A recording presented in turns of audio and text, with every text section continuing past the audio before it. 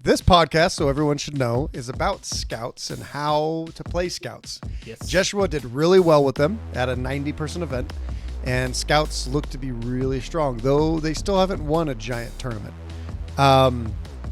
We'll swap over to, if we could do that right. These are the results for Tacoma, and we have Adrian Bonavento taking first place with Mantrakes. We have Chris Bakke taking second place with Brood Brothers. And yes, we can both see that they had to get to the 7th pairing metric, which I think is overall victory points, to actually figure out who won the actual event, because everything else, I believe, is the exact same. It was the overall opponent win percentage by less than a 1 percentage point.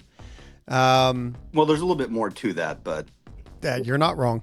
but we don't need to get into all that. So it was going to be Adrian's game regardless. Yeah.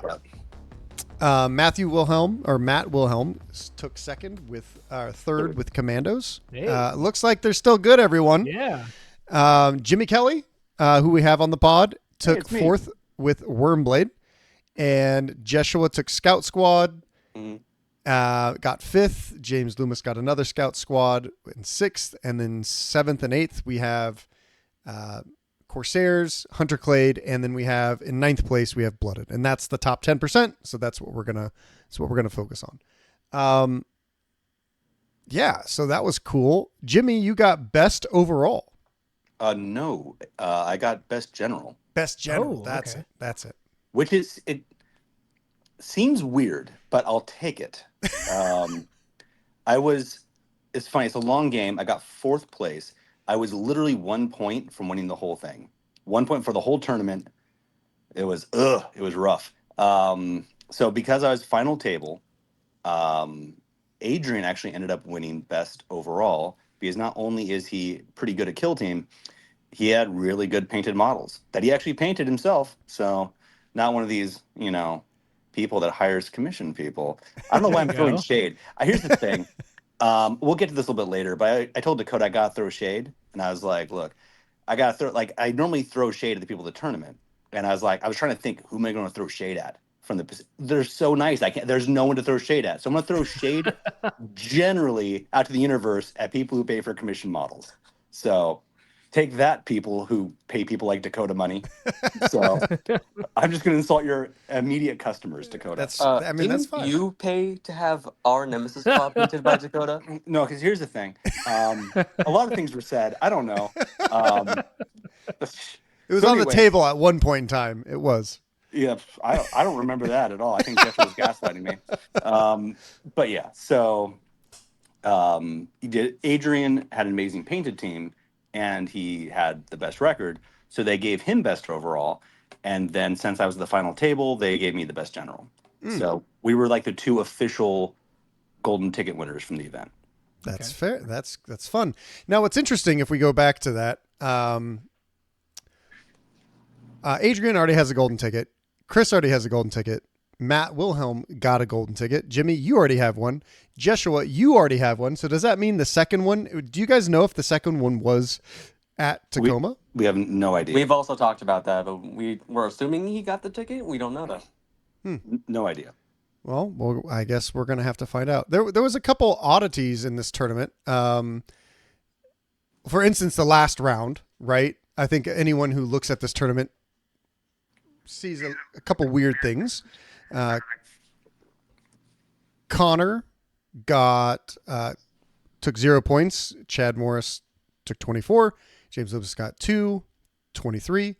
I reached out to a couple people, and I reached out to the TO on a couple questions I had about the tournament, but I didn't get anything back from GW. And these two, Connor dropped for various reasons, and then James Loomis also dropped for various reasons that I cannot get onto. But it's interesting because they both forfeited, but this is a 24-point win and a 23-point win. And we continue on. Here's a 21-point bye, right? And then we can go to the previous round, which is round 6. And round 6 had a bye for 16 points. And then round 5 had a bye for, where is it? Dakota. Mm-hmm. GW 20 points. GW loves to live in the mysteries of the warp. I mean, you're not wrong. I mean, it keeps going every single round. Yeah. There is a bye at different, a zero bye, a 0 bye, which ultimately screws over win percentage if people are actually losing games, you know? It sounds like you're questioning the God Emperor. I don't know if I would pursue these lines of questioning. Another 0 Very point bye. Anyone who played this person, like, it ultimately affects their win percentage because, again, we look at their win percentages from the final placings, and you know the event metrics are tournament points, opponent win percentage, victory points, right? So like victory points actually matter, and so does opponent win percentage. It just seems really weird from a Games Workshop event to have so many inconsistencies. I wouldn't say, while it's expected from the past, from some stuff, from their past events, I still don't know why it's still happening. Yeah. Well, so here's some advice I have. If you plan to go to events that are not run by the great almighty Dakota, and Giacomo and Saya. And Giacomo's like, I'm sorry, you're right. I feel so bad. I always give Dakota the credit. And Giacomo's like, motherfucker, I'm over here. I'll pull the plug on you. Like, you know, like, oh, did your stream go down? How weird. Oh, maybe that's Dakota. If he can get the stream up and go. Sorry, no, it's all of you. I refer to one singular person, but clearly it's not. But the squad games, if you go to a squad games tournament, have fun and get ready. If you go to a GW tournament, try your best, you know, bring your best game, and then you'll find a new reason why you're disappointed. Right? Like just like their model price is increasing. Yeah. So there was like multiple times people come up to me being like, "Hey, what's up with the pods? This is lame." Like my son was one of them. Multiple people are like, so many people hate pods for so many different reasons. And I was like, look, I'm over here dealing with my own problems, including being stuck in Seattle. I don't got time to talk about the pod issue. But yeah, it's when you have almost 100 people, you have a big event. There's so many things that can be frustrating, and I really do not like strength of schedule or opponent win percentage. And I've shared this thought, and I've been told I'm wrong. Stop talking. So I don't know. It's just one of those things. It's like I don't know. There's so many ways to complain about how it's run. I'm just emotionally replaced, but like, well, I'm just going to find out the new way of why I'm disappointed when I go to events. So yeah, opponent win percentage usually feels bad because you feel like the player doesn't have the option. Like their destiny is no longer in their control. We have no control over. You have no control over how well you do. Yeah. It's all up to your opponent. So it's more luck based rather than skill based at that point, based on your rankings. And then when you have the TOs who like people just lose games because they dropped rather than just dropping, like it ultimately affects the overall win percentage because it was done incorrectly, right? This is why at Atlanta last year, and I'm sure it's going to be the same this year for Worlds, GW makes a big deal. You finish all your games. They do not want anyone to walk out early because it's like their biggest metric. But still, like, well, if no one, like when they drop, it really messes things up. Even if they don't drop, it's really weird that you do the best you can, then you just sit and wait and find out how did the people I beat do. And they could be a great player who gets a bad matchup on a bad board and gets beat. And they're like, well, clearly you're not that good because that guy you beat sucks. It's really it's a lot of feels bads because you have no control over it. It's worse at top tables. So anyone who drops in the top tables, it affects everyone else so much because they already had such a high win percentage. And then if you just drop, it makes it even worse, right? So and to anyone who's listening, if you're going to go to an event who is running opponent win percentage, try to make sure outside of like, you know, circumstances outside of your control, make sure you try to stick around because it's the best thing that you can do for your opponents and yourself. Right. So, yeah. And also if you lose to me, just make sure you beat everyone else, please, for my sake. Do it for the jelly. That's all I ask. Just beat everyone else for the jelly. If Kimmy Jelly, which I think is what Glasses calls you. Yeah. If Kimmy Jelly, if you hate him because he talks so much shit about your armies getting painted by other people, then lose every game on purpose after you lose to him. I'm pretty sure that was Jesher who said that. I don't know. I don't think that was me. That doesn't sound like something I would say. But yeah, so that win percentage thing is such a big deal.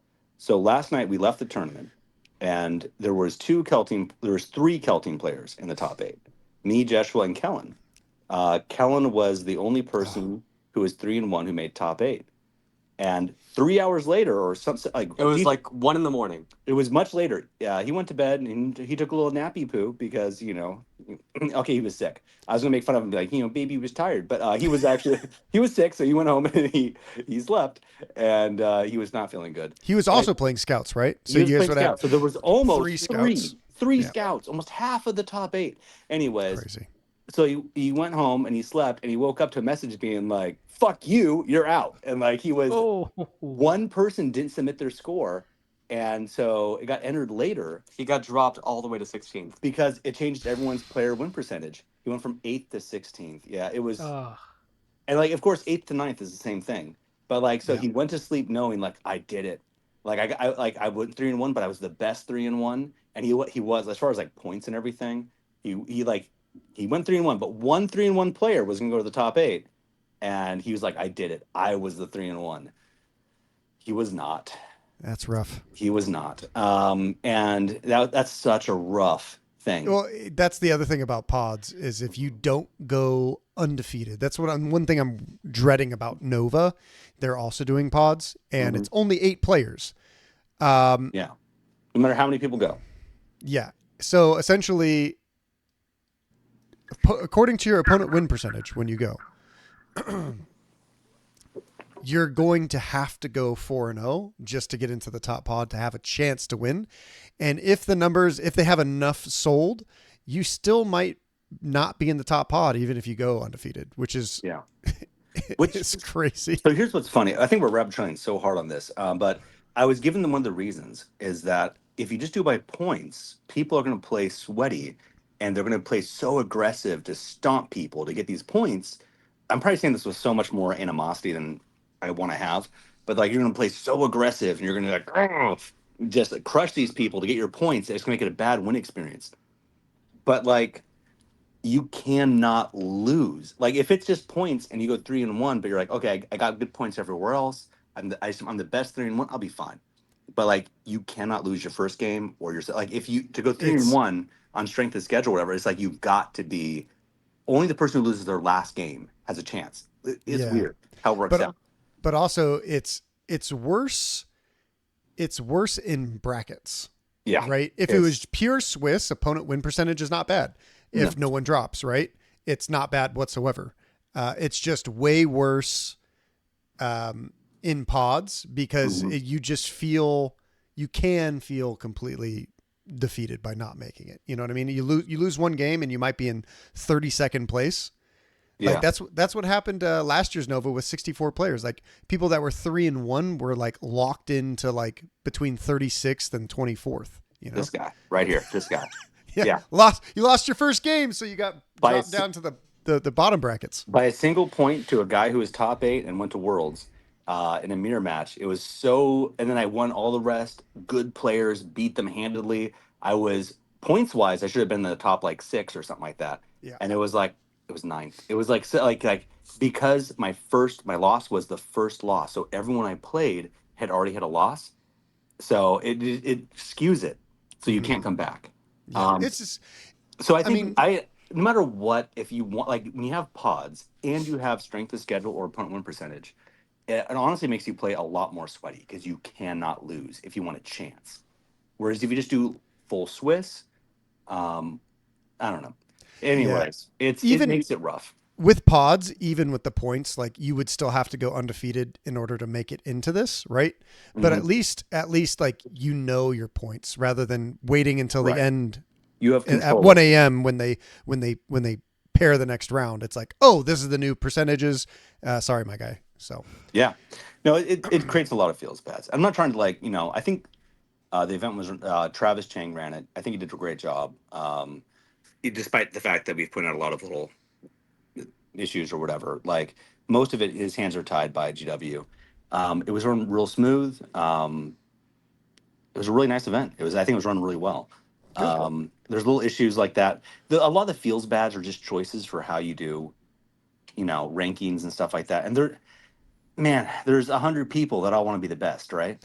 Yeah, there's only one winner. Always only one. Only one. Right? And just like Hobby Highlander. There can everyone only be Only one. be one. Yeah.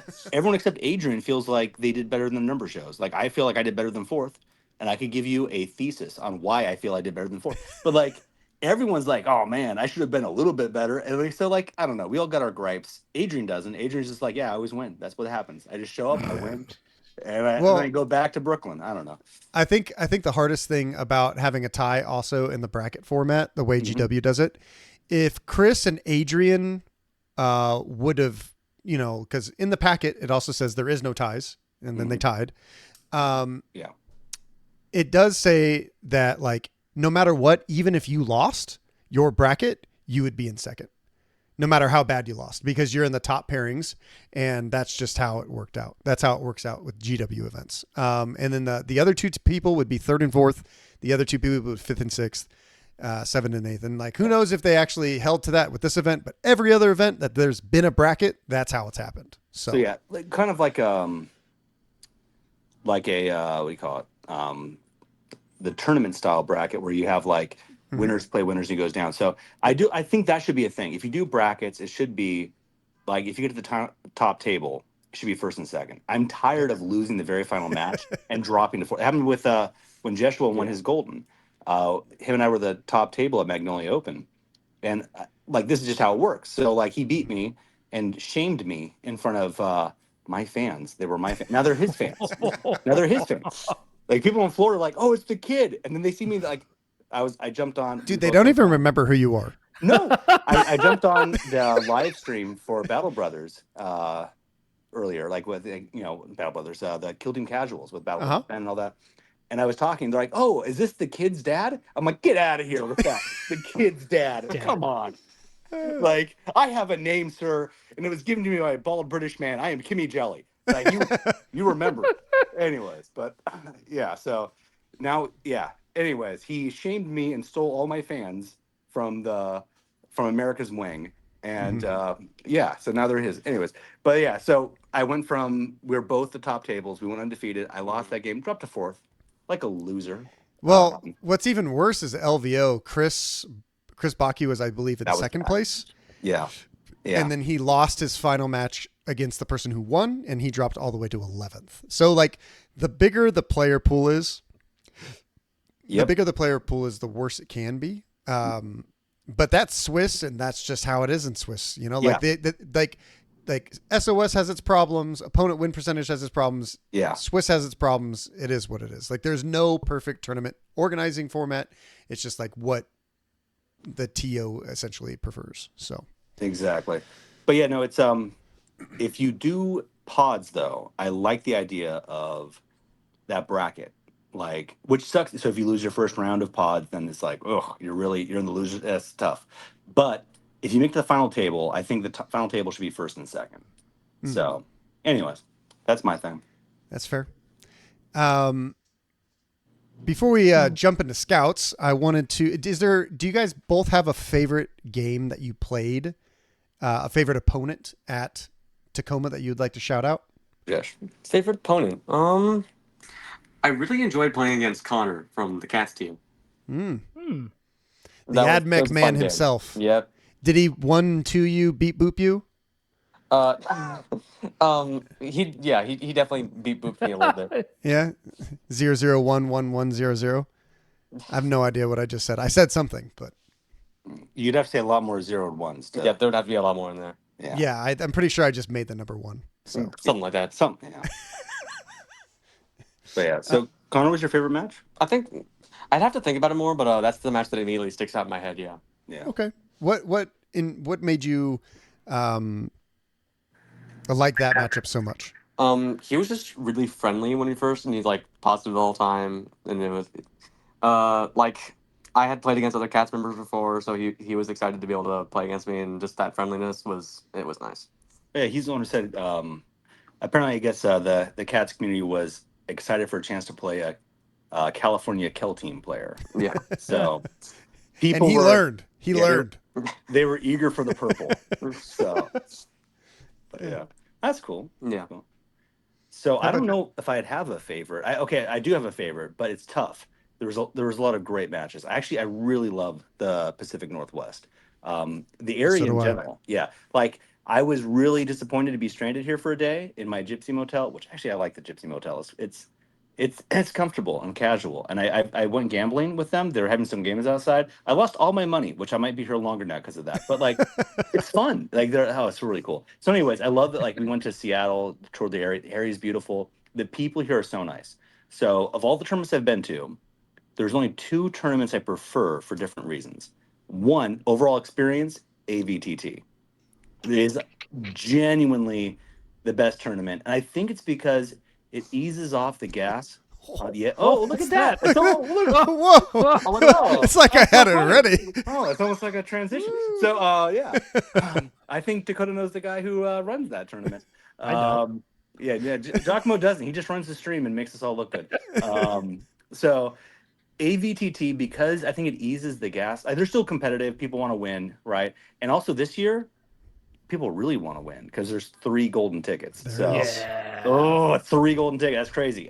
So your whole team gets to go if you win. And if like a team already has 3 golden tickets that wins, then it all gets passed down to team number 2. Yeah. I have a question. Cool. What happens if only a certain number of the players on the team have golden tickets? Does one get passed down to a player? How do they pick that? So the next one would get dropped down to the next team, and they would go to the best performing player on that team. Okay. Because there are individual rankings on that teams. I'm gonna throw out an idea. Instead of going to the best performing player, 3-way boxing match. I could be down with that. We might have to schedule it in Nevada where like fighting. Okay. We do a Joker style. It's funny you mentioned that. Funny you mentioned that. We're going to do Kill Team Fight Club. Transition. I set you up. You set me up. The other tournament I went to that was my favorite was not actually yours in Las Vegas, Dakota. I loved. If you say Worlds, I swear. No, I'm not going to say Worlds. What am I, a weirdo? Yeah. I was like, we all know where you placed on that one. Yeah. Oh, no. You know, sir. I'm sorry. I wasn't feeling good that day. I don't know what happened. I don't know. I don't practice and I show up and drink. I don't even know what happened. I don't know. Anyways, okay. We're not going to talk about Worlds ever again, Dakota. Yeah, you're right. We have a vow that I break every time. Anyways, Jesh and I, for his 16th birthday, we went to Vegas, and there was a chiller, Liam, ran a small doubles tournament. Cool. And we just thought, just for fun, we're going to show up, spend some time in Vegas, because every 16-year-old wants to spend their birthday in Vegas. It was fun. We played video games. We just it was cool. There was like cool arcades. Good. Anyways, so Jesh went to Vegas. We joined this random doubles. Jesh brought his friend who went to Tacoma today and went 3-1 day 1. That was cool. Yeah. Nice. But so Jesh taught his friend how to play, and they were a team because he didn't want to play with me.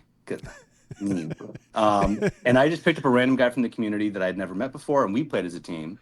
And we just joined this doubles tournament. It was just like really casual. It was really fun. And I drank like a monster and just had a fun time with the Vegas community. And like, they travel, and we've seen them at Midsummer. A bunch of these guys will show up to different events. And Liam Chiller was at Tacoma, and Robert, who's from Reno, who we've met other like LVO and some other events. The Vegas both great guys. Yeah, both great guys. So they both were at Tacoma, but that small doubles tournament was just, the guys were so friendly and really cool. The Nevada community is a really cool Kell Team community. So that was like, I think they're bringing 10 to LVO from Vegas, and I think 3 are coming from Reno. So 13 from Nevada. Yeah, it's pretty cool. So cool. Yeah, the Nevada community is really starting to grow, and they're just really awesome people with a great energy.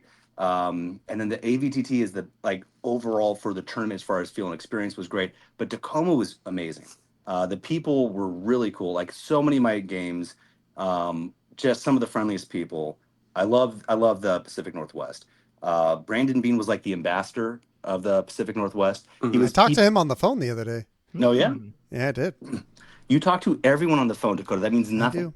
Yeah, He calls everybody. He really does. Yeah, no, it was really. You talk to like I find out gossip from about my team from Dakota that came from the East Coast that came from Europe. So you're not wrong. yeah, like it's like yeah, some guy in Europe called some guy in New York who called me, and I heard this about you. I'm like, what? Anyway, so yeah, Dakota talks to everyone on the planet every day. If you're watching this, you've probably had a phone call with Dakota today. So Probably did. You probably did. if you haven't, you should be upset because you're the only person on earth who hasn't. Anyways. Yeah, people are like, I'd rather text. I'm like, well, sorry. I'm not that kind of friend. Don't text Dakota. He'll call your ass right And away. listen to look at Giacomo. He knows. He knows. We should ask your wife. I've heard there's times she's like, is this another call? How long you've been talking to Kimmy Jelly this time? And he's like, it's been all day. I don't know. Sometimes I feel like you have two phones and you're talking to two people at the same time, and no one. I don't know how you fit it all. You can't expose my secrets, Jim. Yeah. I don't know. I'm like the emperor, right? We have the two eagle heads, you know. His secret is Chat GPT in a voice box, you know. Yeah. It's that AI program. Yeah, Brandon Bean that guy is just a class act. He was picking up there's a lot of people from California that came, Baki, several Kell Team members, and he was picking people up from the airport, getting people to the tournament. He offered to give up his bed for people. Because in our little gypsy hotel with 2 queen beds, we had 6 people in this room. That was not the plan, but other people did not plan accordingly, and they called me up and they're like, hey, I'm going to be homeless in Seattle because the hotels are full. And so our room was quite full. You cranked the AC? Yeah. We did. It did not crank hard enough. The gypsies do not like very efficient air conditioning.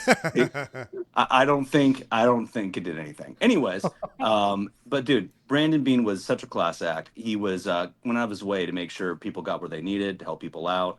But everyone here was really cool. So all that to say, my favorite game was Chad, who ran Corsairs.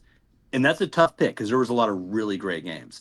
I had a really awesome mirror match from the Wormblade player. My first match was against Zach, who did Hearthkin, and that was a tough match. I think someone on here said like Hearthkin's not very good, and I struggled. That was like I got it, but it was on loot, and like it took a lot. I had to dig deep to get that win. So maybe Hearthkin aren't really that bad. Just saying. I don't know. I'm just saying. You know, we went over this, Jimmy. We went over this. We did, and you were wrong. And we're gonna go over it again. I mean, are we when that scouts? Are we when scouts can just booby trap up the field so that I'm reversed. Yeah, see? I got it confused too. It's difficult. It's that way. So okay, so our screen is flipped. So to the viewers, all of ours are flipped. I'm actually sitting on the right side, and Giacomo put some kind of witchcraft in because he knew I wasn't giving him credit for squad games tournaments. So he's like, I'm gonna mess this guy up and flip him around. So anyway. All right. So yeah, there's so many great matchups. Like my final with Adrian, I had to play Jesh too. That was rough. Yeah. It was. He got revenge for the Florida tournament. But yeah, so Chad ran Corsairs, and I played him on Into the Dark, and boy. I started pretty strong on ITD, yeah. Yeah, man. He had some great moves. It was a really great match. He really pulled out some strong stuff. And it was fun. And like the biggest thing is like I like to play, like obviously I like to do well. But it's a game and I want to be able to have a fun experience. Like even if I win and it's not a fun experience and it's too tense, every time I have those games I feel like, why am I even doing this? And when you play a game where you just really feel like friends after the game's over, regardless of who wins, that's quality stuff. That is. But Chad, but to say Chad was my favorite doesn't mean that every game was great. Right. Every game was just a fantastic game. One of the just as a whole, the community here is just fantastic. Like if we just didn't bring in these dirty New Yorkers, I think it would have been better. Who let the East Coast in? Couldn't we have just had this tournament without the East? That would have been fine. Just don't. Anyways. Hey, they paid to get there.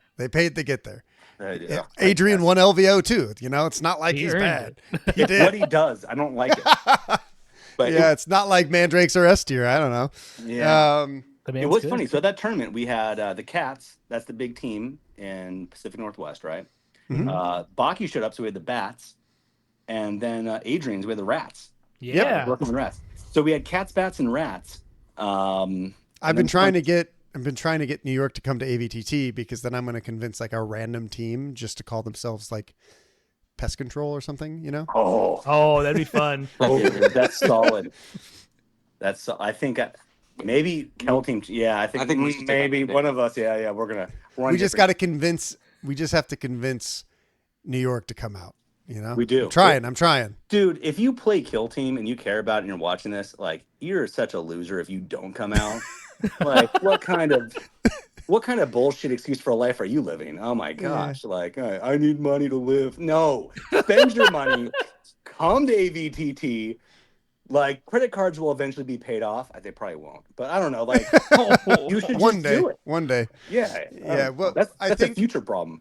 Yeah, AVTT is a Kill Team tournament, and it's a 1v1v1 match done sword and shield style, and it is the largest Kill Team event on Earth. We'll see if WTC can beat us this year, but we've held the record for the past 2 years. So I think we did 42 year one and 58 year two. So we're trying to hit over 100 this year. So So you know what I think it is? You know what I think it is about AVT that makes it so fun? When you do a tournament, no matter how well you do, no matter how big the tournament is, your round ends and you go and find people and be like, you won't believe it. I beat this guy, and they're like, I won't believe it because I don't care. I don't care that you won, or I don't care that you lost. You try to tell someone like, man, I would have won if I didn't lose that last initiative roll. They're like, get out of my face. I don't care about you. Like, no one cares. You do good, you do bad. Everyone's focused on their own. They have their next matchup, and they're trying to look up and be like, all right, who am I playing? What's this? Like, you get so wrapped up in yourself. With AVTT, win or lose, there's people that are so vested with you, and they're so excited about how you're doing. Because, like, you can have it on both sides. You can do poorly, and your team did well, and you're excited for them. If you all do bad, you're just like, you commiserate together. You just cuddle in a big pile and cry. That may have happened. I may have done that once or twice. But like, I would like to remind you didn't lose a single game at AVTT last year. Wow. Okay. But the first year, but your team did. He had to tie Jimmy, back while they cried. Jimmy just took all the easy matches. So let's be honest. Okay. Well, I do want to show you guys something. I don't think anyone has seen it, not even Giacomo. But I did get something in the mail for the 3 first prize winners for AVTT on top of all the enormous prize support we typically do, as long as my big laser's working, but it'll still be a lot. I think too much prize support. Black belt for the three winners. And yes, this is a karate black belt. And yes, the All Valley is supposed to be like the All Valley team tournament from the Karate Kid, because we're really close to the Valley here. So why not? I like that a lot. Mm-hmm. So if I win and get that black belt, can I officially say I am a black belt? Yep. Legally, right? You Kill Team black belt, yeah. Kill Team black belt, yes. Do I have to legally add the Kill Team? I can say I have a black belt. And like, in what? Yeah, you would own a black belt at that point. Yeah. I own a black belt for like my pants. I don't know if it counts though.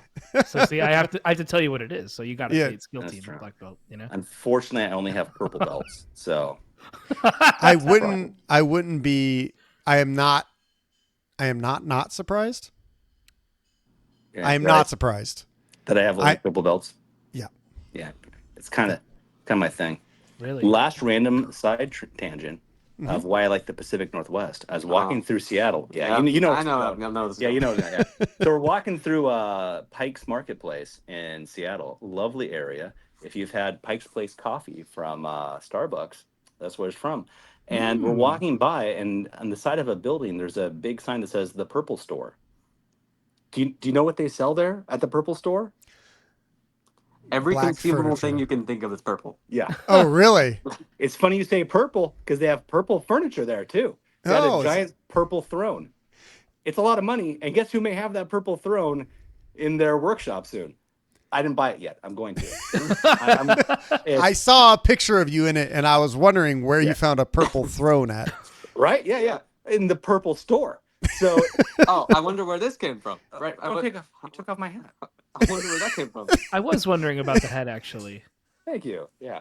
I guess I should say thank you, because you wondering isn't necessarily a positive thing. Anyways, but yeah, no, so I walked through, and I was like, look, we walked in obviously wearing purple, even not in the Kill Team match. It's kind of what we do. And as we walked in, the owner came up and he's like, look, I've got questions. Like, this is more purple than even we are used to seeing, like in the purple store. Yeah, like are you guys? Do you own purple? Like, do we need to pay you royalties? I was like, yes. So we might have spent more money during the whole trip at the purple store than anywhere else. now you got to get them to sponsor you guys. Yo, you see, I didn't even think about that. Yeah. They sponsor us. Oh my god, we are going to become their models. Yeah, there you exactly. go. Exactly. Yes. Oh, Dakota, this is why we're friends. This is it. All right. Kell Team sponsors. Yep, we're purple sponsors. Yeah. They help you get to the events, like Tacoma. Yeah. Hey. Yeah. So I bought purple shoes, a purple hat.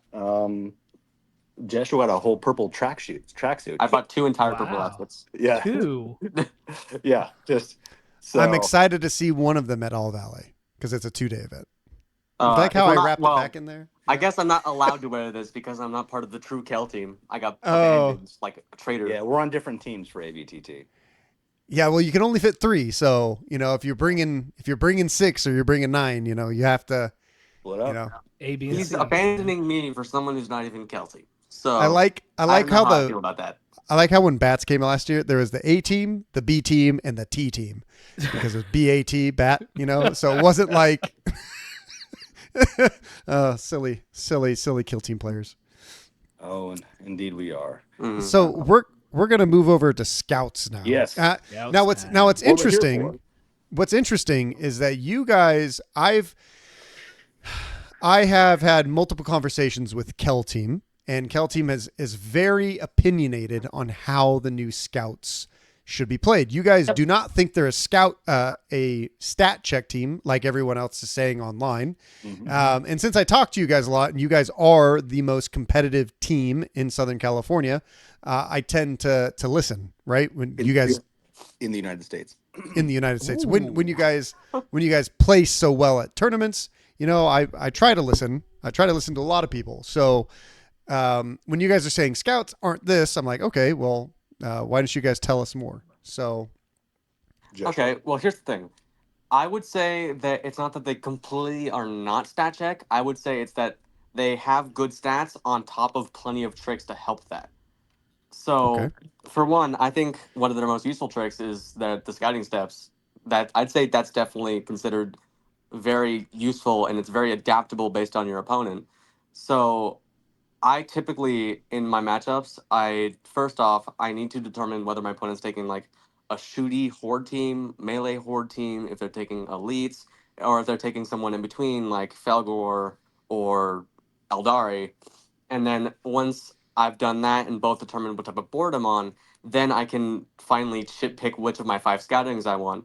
And there's always going to be like most likely 2 dashes in there, so you're almost always doing that. And then depending on the type of board or opponent, a booby trap is really nice. It's especially useful into melee teams because it's most effective when they're charging or dashing through it. And it could really screw up some game plans if you just have one of your key models stuck out in the open. So for anyone that's just joining in, that's never been a part of our podcast or seen us before or listened, Jesh, do you want to tell us exactly what so the other thing that we have to remember is that there's going to be a lot of brand new players looking at this podcast, a lot of brand new players coming in from YouTube who has never seen our type of content before. Right. So, do you want to tell us what the forward scouting ability is for Scouts? Yes. So once both players have finished deploying all their models, you do the forward scouting before the scouting phase of the turn. So there looks like 8 different options to choose from. And each of them has a limited number of times you can use them. For one, you can redeploy a model and switch its engagement up to 5 times. That's something you can do. You can do up to 2 extra recon dashes, also with fly. You can take up to 2 infiltrates, so you have 2 more switches if you take a third one. And then you can do a booby trap, which is you put it somewhere not on an objective and not within 6 inches of your opponent's deployment zone. And whenever an enemy operative first walks within 2 of that, they stop. I roll a dice, and if they moved into it on a 4-up, they get stuck there and take equal to that number of mortal wounds. So let's That's say rather good on beta decimal. Yeah. Yes. So let's say I rolled a 5, they take 5 mortal wounds. But if they charge or dash into it, it adds a 1 to the roll. Oh, So it means they take 1 extra damage and it goes off on a 3. So if I So on roll a a 4, they take 50-50. 5. Yeah, on a 50-50 or on a 66-33 if they're charging or dashing. And now this So- only happens once, and it's only the very first time. Yes, it goes away as soon as it goes off. If it doesn't go off, you roll a 1, 2, or a 3, or a 1 or a 2, then it just stays there until it goes off. Got it. Another option is the triple arm, which it can go on an objective. The only requirement is it's not within 6 of the deployment zone. The first time a concealed operative walks within 2 inches of it, they are treated as being engaged for the rest of the turn, which of course doesn't matter if they have super conceal, but it's a way to potentially put an objective that's out in the open and get shots off if they're not careful. That's really good for. That's really good for people that are like. If somebody puts a barricade on, because that's what they're going to be protected by, Right. all of a sudden you can't do that anymore. Yep, doesn't matter anymore. But now that one, like some teams might try to use obscurity to. Mhm. Oh, Yep. I'm probably getting ahead. Oh, yeah, you're getting a little bit ahead. Yeah. Well, Whoopsies. we'll Scouts can we'll circle obscure back. well. Yeah. So the last 3 options are you can generate an extra CP, which is pretty helpful. You can designate a target, which just means you pick one enemy operative and you get a balanced reroll whenever making a shooting or melee attack against them for the rest of the game. Mm-hmm. And the last one is you pick an enemy operative and you stun it. And that's also really good. So depending on the team you're going against, if they have certain alpha strikes or if they don't, if you determine all these things beforehand, and it helps gives them the tricks and adaptability they need to face certain teams. And how many of these things can they select? I know each 5. one is limited, 5. Yeah, they can take a total of 5. So a lot of this team's power comes from up front, right? Like a lot of their thought process is determining right then at their. So like if this team didn't have this, they wouldn't be nearly as good, correct? That's why they're not. I would agree. Yeah. Okay, that's why they're not a stat check team. I think that's one of the things that makes them not a stat check team. Okay, cool. What else do you have for us? Now, a lot of people have been asking us, scout sergeants. Do you take them with the bolt gun and fists, the bolt pistol and chainsword, or the Astartes shotgun and fists? I will say this right now: you are never going to take that shotgun in your entire life. So the way I determine whether I'm taking either the chainsword or the bolt gun is based off the team my opponent is playing.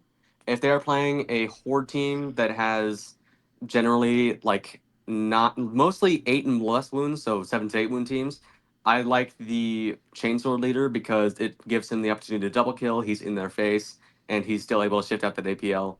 And against teams that like elites or that have stronger melee that you're generally not going to want to potentially sacrifice your leader to, the bolt gun would be the better option, I'd say. Okay.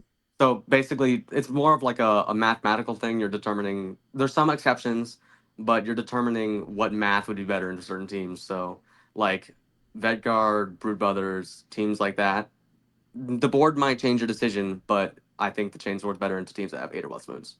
Fair. Now for scouts, right? There's also discussion on what operatives to bring. Now, could you break down into the different various teams? Because I'm sure it changes. Yeah. What you typically bring and why for your roster selection into those teams. Yeah. So generally, we'll start off with shooting hordes. So my roster built out into shooting hordes. Let's say on a regular open map with regular amount of heavy cover, they can stay safe for the most part. So I would take the sergeant with the chainsword, the tracker, the hunter, the heavy bolter, the sniper. Then I would take 4 shotgun warriors and 1 combat blade warrior. I would drop the missile launcher entirely. Okay. I would say that because generally my thought process for that is the missile launcher. He can be really good at getting kills, and he can force your opponent to think about spacing out. But the shotgun warrior or the combat blade warrior, whichever one you perceive you're switching them out for, they are so much better at running up the board and being a problem for your opponent. They are controlling the board rather than just killing things, which I think is more important, especially into teams that have so many bodies. You just need to be you need to be up there controlling. So you'd have like 6 or 7 models up there controlling while you have some support from the gunners. So you'd rather have the pressure rather than some sort of area denial. Right. I would rather have the pressure than the potential to get a pregame or like an early game advantage. Okay. And then into teams that like in between, or let's say melee and teams that have 9 to 10 bodies with like 9 to 10 wounds, I would take. So like your orcs, your blades of Cain, We're gonna so Felgor is a very unique matchup. I think Felgor and Commandos are both gonna have generally the same roster build out. Okay. I would probably take the I haven't played the matchup yet, but I want to take the chainsword into Felgor and the bolt gun into Commandos, because the chainsword into Commandos is risky, since they have just a scratch and you could be taking a lot of punchback. But the chainsword, you're gonna need to be doing you gotta kind of have to fight the Felgor. So I would take the sergeant with the chainsword, heavy bolter, sniper, tracker, hunter, 3 combat blade warriors, and 2 shotgun warriors, and Felgor. Okay. And then the only difference between that loadout and Commandos is I would change the leader's weapon. Otherwise, I would still take 3 combat blades and 2 shotguns. Fair. And now, does that go for Eldar teams as well, like the Eldari teams? So for Eldar teams, you're always going to want to have 1 combat blade to support you. But for teams like Eldar that almost always have 8 wounds all around, the shotguns are just so nasty and destructive. Because they hit on 2s. Yeah, they hit on you pay for gunfire ambush. They're all concealed turn 1. You're pretty much guaranteed 4 hits, and you walk up to an Eldar, say you're dead. That's 1 model. I'm better 1-for-1 trading. What are you gonna do now? So yeah, the shotguns they can't handle all of them at once, and they're just gonna get shot off the board. See, that sounds like a stat check. That sounds like a stat check. Like I said. Well, so I think they're a team that they have stat check ability. They have so many bodies, so many wounds, put out so much damage. That's like the biggest thing you see. That's in your face. But when you have all that, and then you're like, oh, by the way, you can't move through this corridor without possibly on a dice roll being stuck out in the open and then just dying. When you have, we'll get to some of the other abilities too. Yeah. But like they have a big front wall of stat check. And I think when you superficially see the team, that's the biggest thing you see. Yeah. You see 10 bodies with a ton of wounds that deal a ton of damage on good rolls with rerolls. You can hit on 2s and 3s with rerolls. They have so much going on. But then it's like, no, it gets worse. And that's where I think a lot of people aren't seeing the true potential. And I think it's still going to take a while to get the true potential of the team. Yeah. Because there's a lot of complexity to it. And the more you realize that in addition to this massive wall of wounds and damage, that you also like everything we're going to be talking about. But so I guess like we're not saying there isn't a stat check with this team. Yeah, what I was generally going for is they have the stat check aspects, and they have the tricks to push them even farther than that. That's fair. That's fair. Yeah. Yeah, I'm just pulling your Jesh. Yeah. So if we want to take a quick pause, this is thrown out a lot, and Jesh asked me earlier. I think this is a good question. We say stat check team a lot. Yeah. So for you guys, what is your quintessential? I had 2 teams I thought of were the best example of stat check. Let's say outside of scouts. So what do you guys think are good stat check teams? Well, Intercession used to be. Intercession, yeah, that's what I used to be. That was I think that was one of my 2 choices. I had a second one that I think is definitely a stat check team too. I want to say Commandos. I would say Commandos or Felgor. That's what I said. I said Commandos, but I disagreed, because Commandos actually, how you play them, it's like I don't know. They have a lot more in their stats. They have deploy, charge from conceal. They have gesture scratch. They have a lot of other stuff. But I can understand, like, because once again, the biggest thing you see is a wall of heavy bodies that's tough and they deal a lot of damage. So here's my take. Oh, I'll give you a hint. I think it's a compendium team. Demons. It said that. Yes. All right. Yeah. Really? Oh, I was gonna say custom. Demons. Yeah, 12 bodies with wounds, and they just deal a lot of damage. Yeah, they're insane. Yeah, their biggest like if you take like double plague bears, what's their only tactical ploy they can use? Like heal, like give them more wounds. That's like, all right. Yeah, And the other thing is they're like, probably the biggest stat check of stat checks. Yeah. On if we're just going basic of basic, yeah. Them and I'd say Custodes could be just because they're so strong, but they have a lot of complexity to that team rather than just like demons is just because they have double activations, injury, no crits. They have some stuff on top of stats.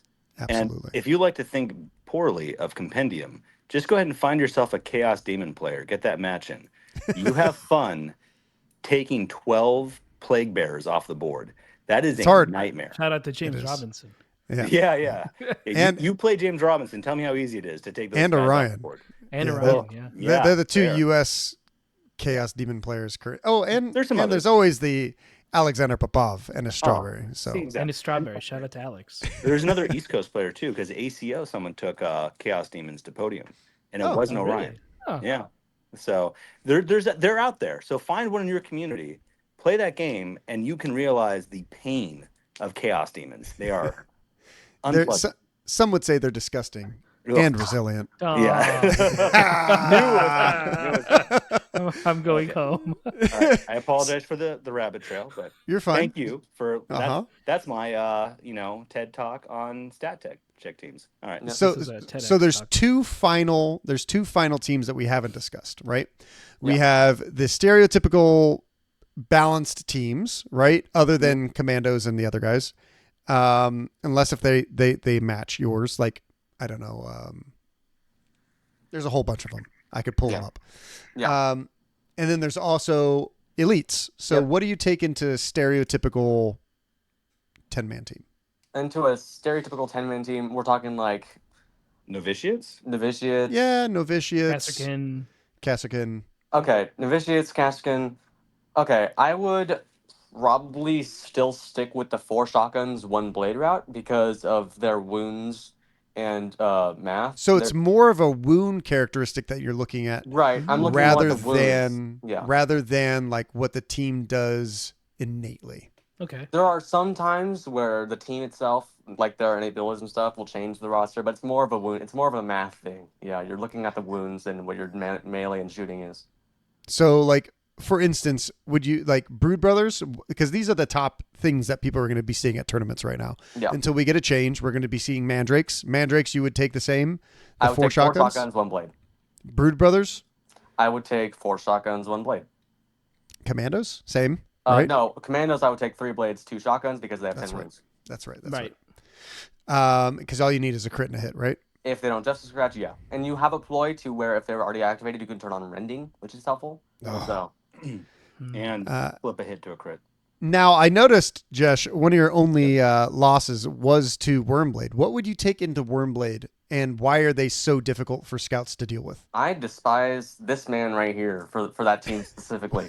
I think we all hate Wormblade players. I'm sorry. Yeah, no, and everyone also hates damn Gene Stealers. All right. So in the Wormblade matchup, I did also take 4 shotguns in 1 blade because they do have the option to take 1 or 2 good melee operatives that have more than 8 wounds, which the shotgun math isn't really great for. But other than that, all the other bodies are 7 wounds, saving on 5s. The shotguns are just cleaning them up so easy. The problem with that team is they have access to rerolls, which makes their 4s... A lot of rerolls. Yeah, they have a lot of rerolls, which makes their 4s reliable. So they have, like, Mining Laser, Seismic Cannon, Countermorph, Locust, the Sniper if they take that.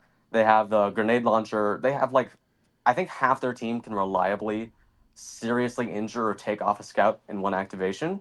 And they are able to far more effectively get those kills turn 1 than scouts are. So I think what makes the matchup hard, especially on open board, I've got the matchup on Into the Dark, which is, it makes it far more balanced.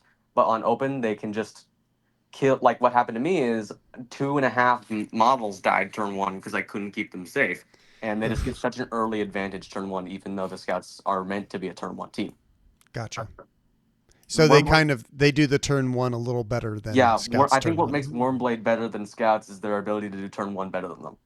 Interesting. Okay, that's fair. I mean, that's very fascinating. Yeah, absolutely. Well, Wormblade are the quintessential glass cannon. They deal so much power. Their guys are meant to die. Like, they're meant to be sacrificed. You don't expect any of these models to survive. So when much like Vetguard and Pathfinders. Yeah, right. Yeah, exactly. And so like scouts will kill them, of course, but we outbody scouts. And so as my guys are dying to his shotguns or whatever, it's like, yeah, that's fine. That was supposed to die. But if we can, like, basically, if we can trade 1v1, it's a losing match. Yeah. And my guys can do free mission actions. It can be like, there's a lot of things. Wormblade has a lot of tools and abilities. Yeah, and when you're synergizing those tools with their ability to kill models, it made it really hard to control the board. Mm-hmm. So into scout squads, the mirror match. Yeah. What about that? 3 blades, 2 shotguns. They have 10 wounds. You're charging and killing them, and cleaning up with the shotguns. So it looks like it's mostly like wound math that you're looking at more than it is like outside of a couple teams. Yeah, there are a few teams exceptions that I'll get into later, but if they have 9 to 10 wounds, I'm going more blades. If they're elites, okay, we'll go into elites now. If they're elites and have 12 to 14, some elites have 11 wounds. But I would be taking 3 shotguns and 2 blades, because the blades, they are scary for elites, but you're not going to realistically charge an elite with a blade and kill it just because you have 4 attacks and they have 5, they have more wounds. You're not going to really get 2 crits that they can't parry out. So what the idea into elites is, after, there's obviously the turn 1, you're getting more shots off, you're trying to do as much damage as you can turn 1. But the shotguns, they move up and just pump them in the face, do most likely 8 wounds, maybe 4. They put them in the range where the swords just easily pick them up. They clean them off the table afterward. So the idea is use the shotguns as the front line with the swords right behind them. And you don't really want to let them fight your swords. And even if they do, the shotguns can clean them up after that because they're doing 6 wounds back. But the idea is punch them with the shotguns, clean up with the blades. Do you think that they would struggle into any current elite teams? So here's the thing. I thought about this a lot, and we played the Nemesis Claw matchup at Nemesis Claw. They can't really handle the 10 scouts. Intercession definitely can't. But I've theory crafted Nurgle Legionary being a tough matchup for them, because they can't be injured, they can't be stunned. They're subtracting the damage, so the shotguns become 3/4, and they autosave crits. So they're probably doing like 3 damage to a Nurgle Legionary model, which isn't doing much for the break points. I guess it kind of is, but they're tougher. They're melee powerhouses. I think they might be. I think it could be a problem. I think Scouts still have a favorable matchup into them, but I think it's definitely the most problematic. And the Anointed. Yeah, the Anointed is good luck killing that thing. That's fair. Before we move on to the rest of the team, do you think that there's any just like innate counters that exist for Scouts right now? Innate counters, as in play specifically, or teams? Teams. I think the closest to an innate counter that exists for Wormblade, or not Wormblade, Scouts right now is Wormblade. Okay, that's fair. That's fair. So moving through the through the book as we see it, anyone can go and find this book on Warhammer, the Warhammer.com, the War Community. Yeah, that's Warhammer Community. Archetype, and do you always take infiltration or recon, or does it vary into teams? There's slight variation, but I took recon every single game at the tournament, and there was only one game where I didn't max it. I got 5 points. You're getting I got 5 to 6 points every single game. So, do you take 3 recons, or do you actually take one of their tac ops? I take one of their tac ops. Okay, every single game. I took gather reconnaissance. Okay, so what is this gather reconnaissance? Gather reconnaissance is you reveal it turning point of any target reveal step of any turning point. I would always reveal it 4th turn. What you do is you reveal it. If a model does the gather reconnaissance mission action within 6 deployment, you get 1 point, and if they survive, or if anyone who did it survives, you get a 2nd point. So it's auto scoring into the dark because as soon as you see any flank starting to even get slightly weak, you take courier along with it, so you get courier and that 4 points right there. It's stupid. Well, that is a little stupid. There you go. Good job for figuring that out. Yeah. And now all of you guys know it too. Yeah. Yep. So I think I took literally the same exact 3 tac ops every single game. I took recover item, courier, and gather reconnaissance. And I only didn't get it once because it was against Connor. He was it was what? Oh, I got 5 points against him too. So there were Oh, look at you lying over here. Okay. Dad calling you out. Yeah. So both those games, I forget if it was the courier point that was stopped, or if it was the gather reconnaissance point that was stopped, but they were able to kill and stop one of those 2 points for either time. Gotcha. Okay, look at Jimmy being so mean to his son. I hit him regularly. Yeah. So that's good for the TAC Ops. It looks like they can regularly score at least 5 points if you're not inting your guys forward and just having them die. Should we give an honorable mention for other attack ops or just talk? Yeah, go for it. I think the Gather Surveillance is a great one. Yeah, I think. What's your second favorite? My second favorite, I think all 3 of their faction attack ops have some play, but I in practice games liked From All Angles on certain boards because you could have a gunner on both sides, and then any shotgun runs up and does some damage. You're getting that all turns. I feel like it's super easy because your sniper, you're never You getting. want to explain what it is? Oh yeah, From All Angles is if you do damage with 3 different models in 3 different like quarters of the board, which are like the 4 halves, then 4 quarters. Yeah, the 4 quarters. Then you get a point. So it doesn't have to be any specific 3, just 3 of them, and it's helpful because it can be yours too. So you just have a gunner on 1 quarter and then the gunner on the other half of the board, and then as soon as the shotgun runs up to the opponent's half, then if they do any wounds, you get a point, and you do it again, you get another point. I think that's a good one for if you're still learning the team. Yeah. Because it'll score almost innately. Yeah. Because the way the team works is if you want to run it like a stat check team, you've got to be dealing damage. And you'll have a sniper in the back or a gunner in the back and at least one person up forward doing damage. So then if you just have a second gunner or a second shotgun, like it just kind of works out. Like you're going to get at least 3 shots off that do damage at least 2 different turns. It's pretty hard not to score. Yeah. So fair. The reason I wouldn't have taken it in some of the matchups or the boards is because the way the boards were, there was generally only one piece of heavy cover in the next to the deployment zones. So everyone bunched. Only one vantage, which Is it one giant Octarius building for each? Yeah. Oh. And there was very bunchy. It was one building, and Did it remind you guys of Nova or of any other event currently? No, it was. So here's the thing. It was flipped. It was like pushed forward and flipped around. So the underneath was facing you, but it was in front of your deployment zone. So almost all the maps open required you being safe from obscuring, purely. Oh my lord. Yeah. So it just made anti-obscuring teams like that much better, huh? Yeah, the difference is it wasn't really capitalizable too much because if you wanted to take advantage of it, you'd have to play on like the very far side of the board, which is a problem in itself. But it was weird because if you deployed in light cover, you're getting shot from the vantage, and if you don't, you're being bunched. There's so I had. It would have been great for Vetguard. I could have just moved up into the building. There you go. Sweet. You could have moved like 7 of them there, then we can do the other 7. Yeah. I put them on the sides so I could shoot people on the sides. There you go. And then also get blasted. Yeah, it's fine. On a map like that. It goes like, they're meant to die for the Emperor. We're going to do this real quick. There's a few exceptions for the roster build outs that I didn't get into. Okay. Like when you would take the missile launcher. I think you always take it into Galapox and Chaos Cults. So okay, because you're trying to, because they have 15 models each, Yeah, or so 15, 14. Teams like that, you're not wanting to get in their face anyway because they're going to slaughter you mercilessly. Your melee isn't going to do much if they're not taking wounds. So you're just trying to hit them from far away, and when they come in, you finish them off. You're trying to do as much damage from far away as possible. And then on certain Into the Dark boards, I would swap the missile launcher for a shotgun or something like that too, because the lethal 5 makes it so much more worthwhile, even if it is against a team that's a shooty horde.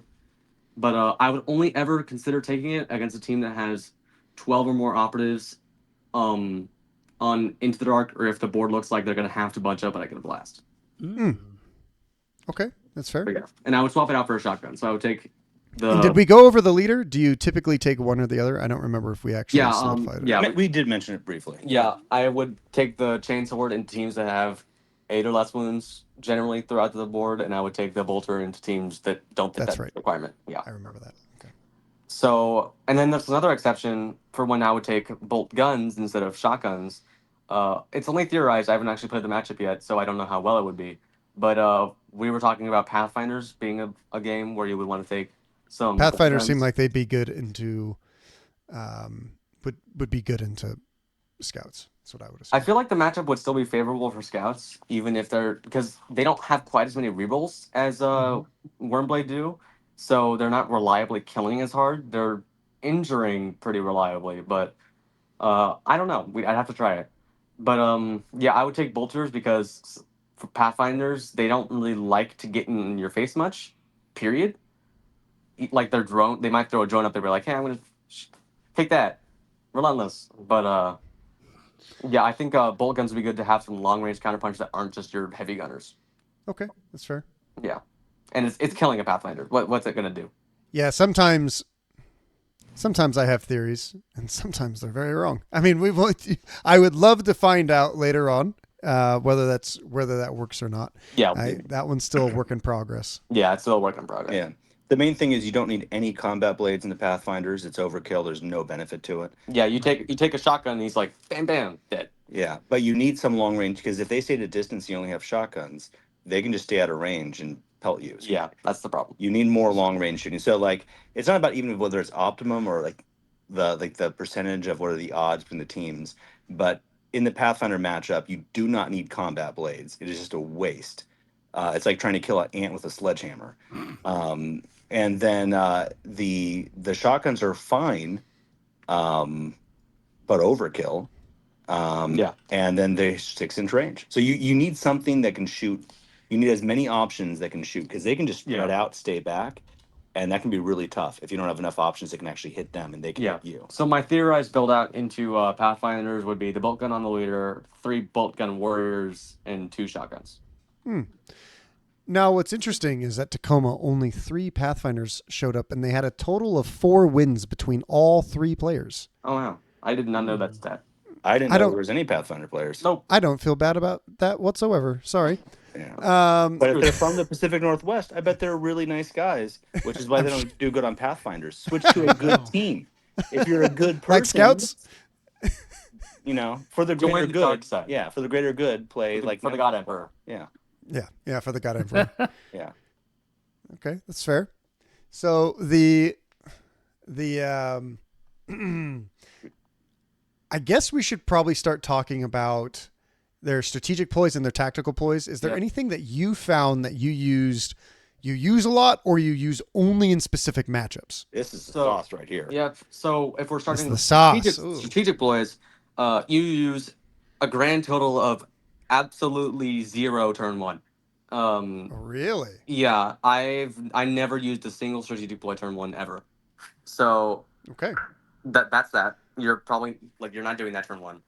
And then as for after that, like turn 2 and stuff, I paid for gunfire ambush turn 2 every single game, I believe. It's really helpful if you start all your shotgun warriors are gonna be concealed. Your heavy bolter might be concealed, and if you want to, you could be tech ops. Do that tech ops. What? Okay, sorry. Go ahead. Yeah. So, I lost train of thought. Sorry. So you're heavy bolter. Here, I got it. So the sniper, if you want to play risky, or if you don't have any punchback, you could flip him to engage to get a shot, and you have rerolls with the sniper. It's just it's really helpful to secure kills with the shotguns, or to make your bolt guns more reliable if you're taking those. And then what does gunfire ambush do? Sorry about that. So, gunfire ambush is if you flip from conceal to engage, then when you shoot at a model during your activation, you get a balanced reroll. And if you're shooting at someone who is already activated, you get cult rerolls, which is just all rerolls of 1 number. Yes. Yeah, it's pretty disgusting, especially when your shotgun's already hit on 2s. Yeah, so it basically guarantees you 4 hits. Sometimes with crits, that makes it hard to save. Yeah, you're not wrong. You're not wrong. Yeah, so it makes it nasty. Because it is awful when you shoot on twos and you roll misses. It feels like this should be illegal. Like, I'm sorry, sir. I have a shotgun hit on twos. I should have 4 successes. But those ones pop up. And for a normal player, those ones pop up. Like, even if you have custodes. Custodes hit in melee and shoot on twos. And every time I rolled and got a 1, I felt like cheated by life. I'm like, this is not. Custodes don't miss. Gross. But with this, it's like, oh, good. It didn't. Don't worry. You probably didn't miss, and it just makes sure it's like, no, it's just every time you shoot, it's 4 hits. Yeah, I have a feeling another reason why Wormblade is good into them is because, like Vetguard, like other high activation teams, like Brood Brothers and all that kind of stuff, you can have up to 14 models in a lot of cases. So they a lot of times have to trade 2 to 1 in those things, and some of those teams can do the damage. They can do the damage, and like, I'm going to move up and kill your Meltagun. Cool, my plasma gun's going to kill that guy. That's still a good trade for the Brood Brother player, you know? Like, that's still, you know, like, hey, 1 less scout. Okay, you're down to 9. I'm down to 13. Or if you brought the Patriarch, you know. Yeah. No, I totally agree. Okay. Yeah, so that's by far the most one. That's the one I use the most. But did you use any of the other ones ever? Yes. So I never used Guerrilla Engagement. That's one where it's the same thing as Gunfire Ambush except for melee. The difference is when you flip from Conceal to Engage, you immediately get all rerolls of 1 number in melee. And if they're already activated, you also get Rending. So it's like an upgraded version of that for melee. And I didn't use that at the tournament because of the matchups I got paired into. But I would like to use that into teams such as like the mirror match, Commandos, and Felgor, where you're taking 3 blades and you're wanting to get up there and kill them. Maybe not Felgor, because the idea into Felgor is move up, shoot them, and kill on the charge. So they're gone. So you're going to want to frenzy them with shooting and then kill them on the charge. So I don't know if you would want to necessarily use that into Felgor, but I like it into the other 10 wound teams where you're charging and guaranteeing the kill.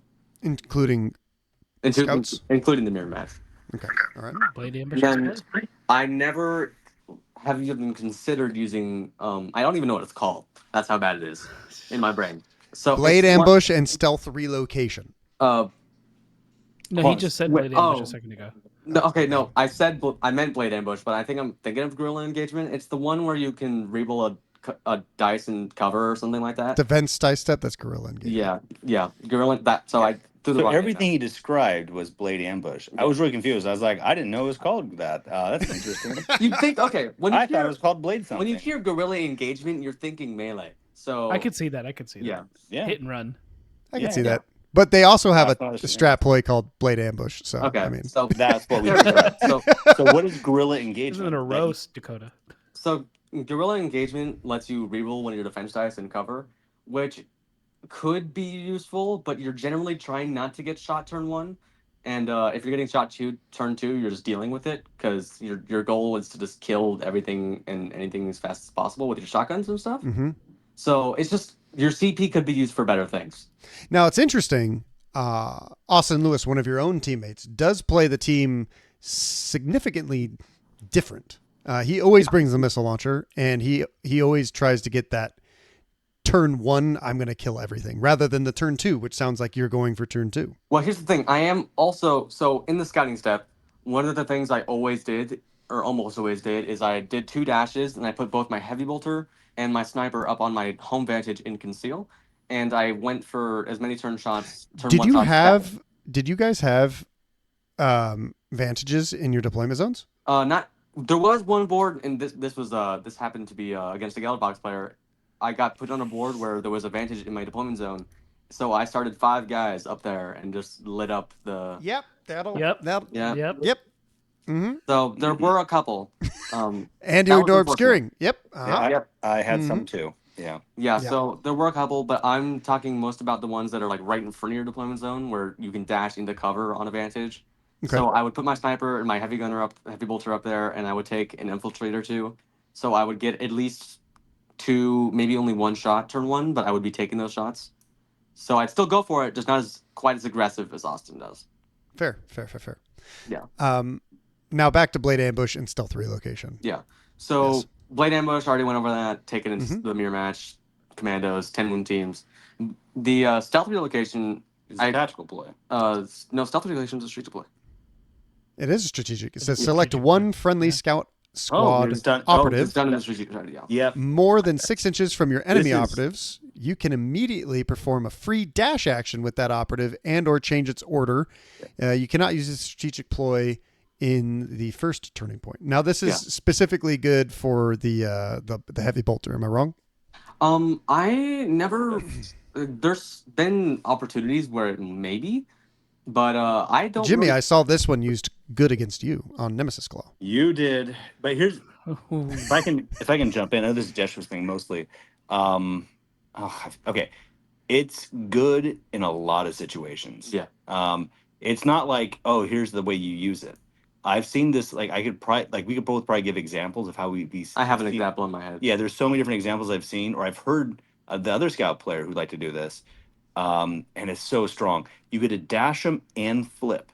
So you can go and set up a model for a great alpha strike, or like a shotgun that has like visibility on 2 models, and then if you lose the initiative, you can turn him to conceal and dash him behind cover, so he's safer. So now someone has to come up to get to him. But if you get the initiative, you just pay a CP to double shoot, which we'll get to in a second, and you just get 2 shots, 2 dead models right away.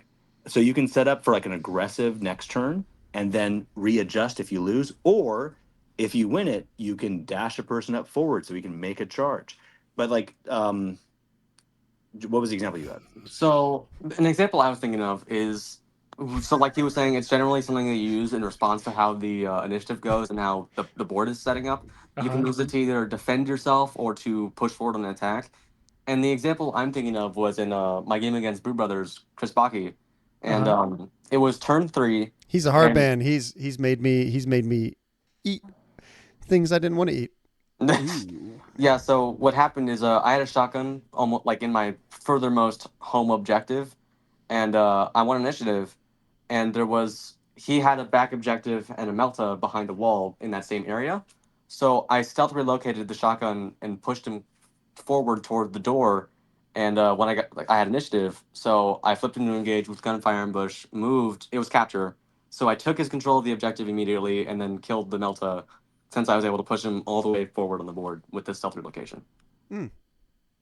Now, I also know the way I saw it used really well, which is the double shoot. You can take the heavy bolter, last activation, if you're out activating, last activation, move your guy out, double shoot with the heavy bolter, and then at the end of the next round, if you don't win initiative, you just dash him back behind the door, put him on cover, and then you can gunfire ambush again if you have the CP. Right. Pretty disgusting. I think that's how I saw 4 Nemesis Claw die in 2 turns. It was pretty disgusting. It's fantastic. Into elites, it's such a strong thing that you can do so little about. Because if your models want to go out, fight, shoot, whatever, they're going to end up being unengaged. And Nemesis Claw has great tools to be like, if you leave a model out there, even if you lose initiative, you can lock him in, Vox Scream him, be like, you're done now. I got you. You stay right there. And they just, before you can Vox Scream, they're gone. Just like behind a wall, concealed. And then they go back to conceal too. So they get the gunfire ambush again. Like, so when they pop out again at the end of the next turn to clean up anyone else, and maybe they have a hard time making a shot because, okay, I'm getting to obscurity again. Okay, anyways, but yeah, no, there's so many different ways to use it. If you need that extra bit of movement, how many times have you started a turn and you just thought, oh man, if this guy was just right here, I could do this great play. If he's just a little bit over, but you didn't want to put him there because it'd be too risky. Oh, you pay a CP, move him over. What, do you want him on conceal so you can flip? Well, you can do that. There's just like, you can move it to safe, like move your models, make them safer, get in range, get out of range. Like you can set up a thing where, you can charge someone, but then you can dash out of engagement range. There's so many strong ways. It's really, really strong. Now, even though I didn't use it all that much, I think it is insanely strong and it helps to adapt very well to your opponent. So I think this is another one of those tricks that sort of pushes them past the stat check. Fair. That's good. I think it's one of their strongest plays. Yeah, I think so. Yeah. So moving on to tac ploys, I think there's 4 of them: Astartes Training, Raw Physiology, Embolden Aspirant, and Covert Position, which is obviously the easiest one to say. Did you use these a lot, or like, is there one that you're just like, yo, this is just like dog water, as I think Kell Team uses? Yeah. Like what do you typically use for? So I would say that a grand total of 0 of them are dog water. They are all useful. In fact, some of them are very strong in certain situations. The one I use, I have no clue what any of their names are, so I'm just gonna have to. We'll figure it out. Yeah, you'll figure it out for me because I can't read that. Dude, I've only played Vet Guard, and I still call things shoot, shoot, shoot, move, move, move, fight. Okay, so yeah, like, we're good. So the one that I use the most is the one that allows you to shoot twice with either a bolt pistol, bolt gun, heavy bolter, or shotgun. Astartes Training. Astartes Training. That one. So because they're Space Marines, so they're Astartes, so they train to fight like them. Double fight, double shoot. Okay. Yeah, so it just with the heavy bolter or with the shotgun, it's just so strong because you get rerolls for both shots, and like because you're switching from conceal to engage with gunfire ambush.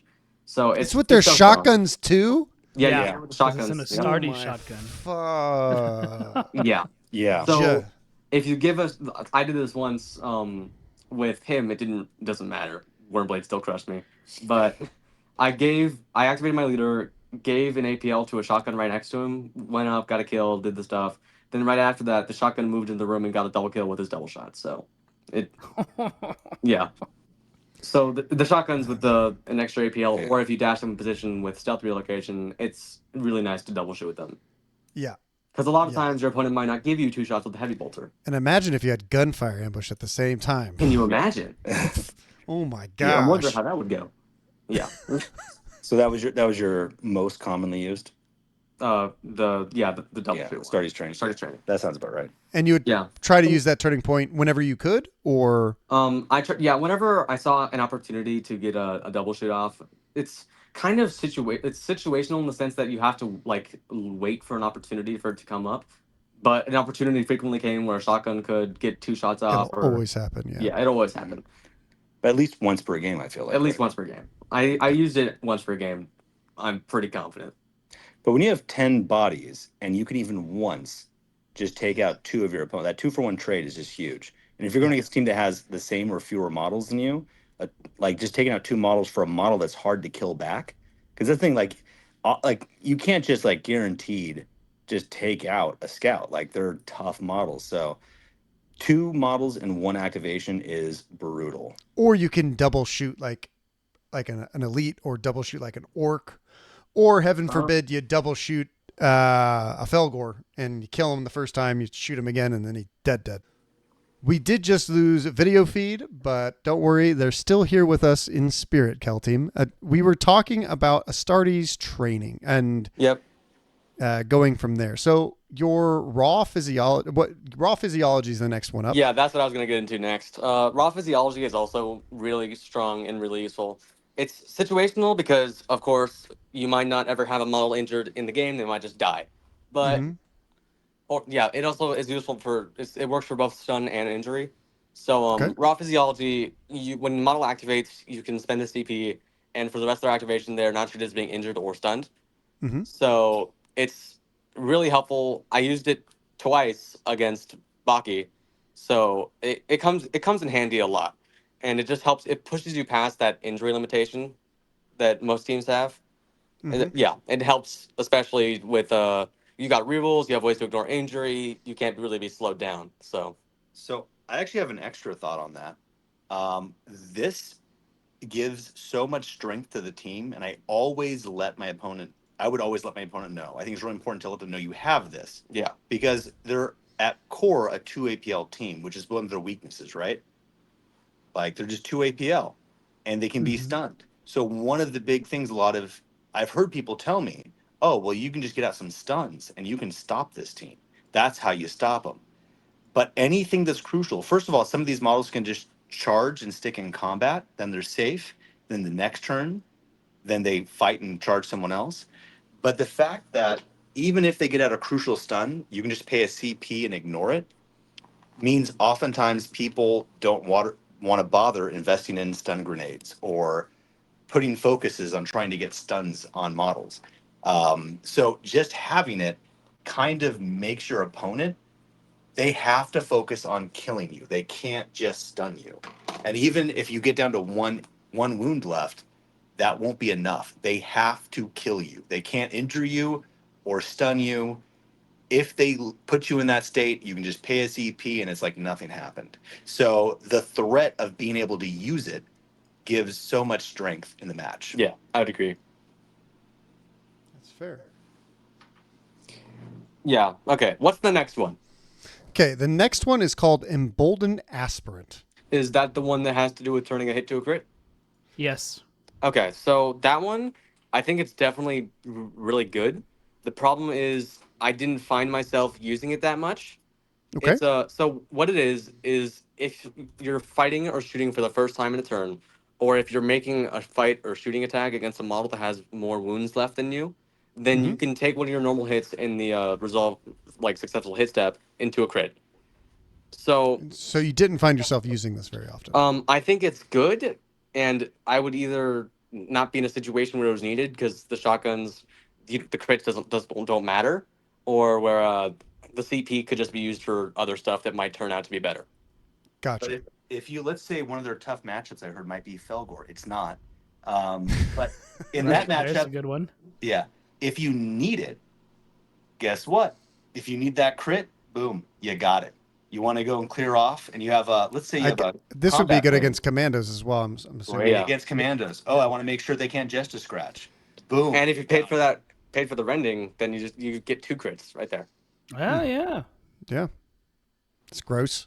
And if you're doing the sniper and you already got 1 crit, you could pay to turn another one. 6 mortal wounds are pretty much auto killing anything you're shooting at. So I think this is a good point to bring up in addition to what I said about the last one. Sometimes people have a hard time understanding strength of ploys. Sometimes they think, oh, if you don't use a ploy that often, it's not as strong, and it's totally not true. Some ploys are commonly used. Like, for example, Wormblade uses hiding every single game. Every single game, every single match, you use hiding, right? And it's strong, for sure. But sometimes there's key, it's that coiled serpent will be the thing that wins you the game. Or the slink into darkness, when you use it, will be the thing. But, so sometimes it's just about the situation. Like, the tool that's exactly what you need in the exact moment you need it is the crucial thing that lets you win that game. And, I think being able to turn off a stun or being able to flip a hit to a crit, those are those crucial deciding factors, because there are so many times where it's like, I'm going to charge and fight, and I just need a crit. And if I can get 1 crit, I win. And if you've played a bunch of kill games, you found yourself in that moment, and you roll those dice, and there's no crits. You got balanced. You re-roll the other one. No crit. You lose the game. The fact that you could in that key moment, I don't think either one, this one or the last one, you're going to use on a regular basis. But the few times you use it literally might be that difference between winning and losing. Fair. Okay. Yeah. And the last one. Covert position. Use this tactical ploy when a friendly scout operatives during a friendly scout operative's activation until the start of the next activation. While that operative has a conceal order, it's always treated as having the conceal order regardless of any other rules. Yep. So this is amazing. I use this frequently. Not most of my games, but I used it in quite a few of my games. Especially on these boards, there was always frequently 1, maybe 2 objectives just out in the open. It's almost like you could put a guy out there. It's almost like I can afford to put a guy there. Yeah.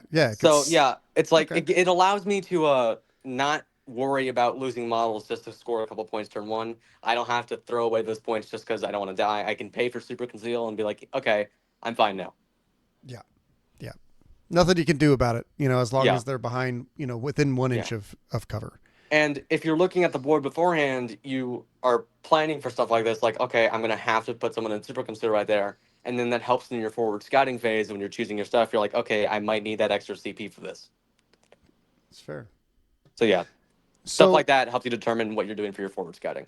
So what we're going to do now on this part of the pod is we're going to figure out what combinations of models that you use at different points. So I'm sure there's always some combos. So I have a bunch of different combos for Vet Guard, things that I look to do with different models at different times, so on and so forth. So what are the the combos along with either other models or the tac ploys that you typically finding yourself using in the majority of your games or in very specific matchups?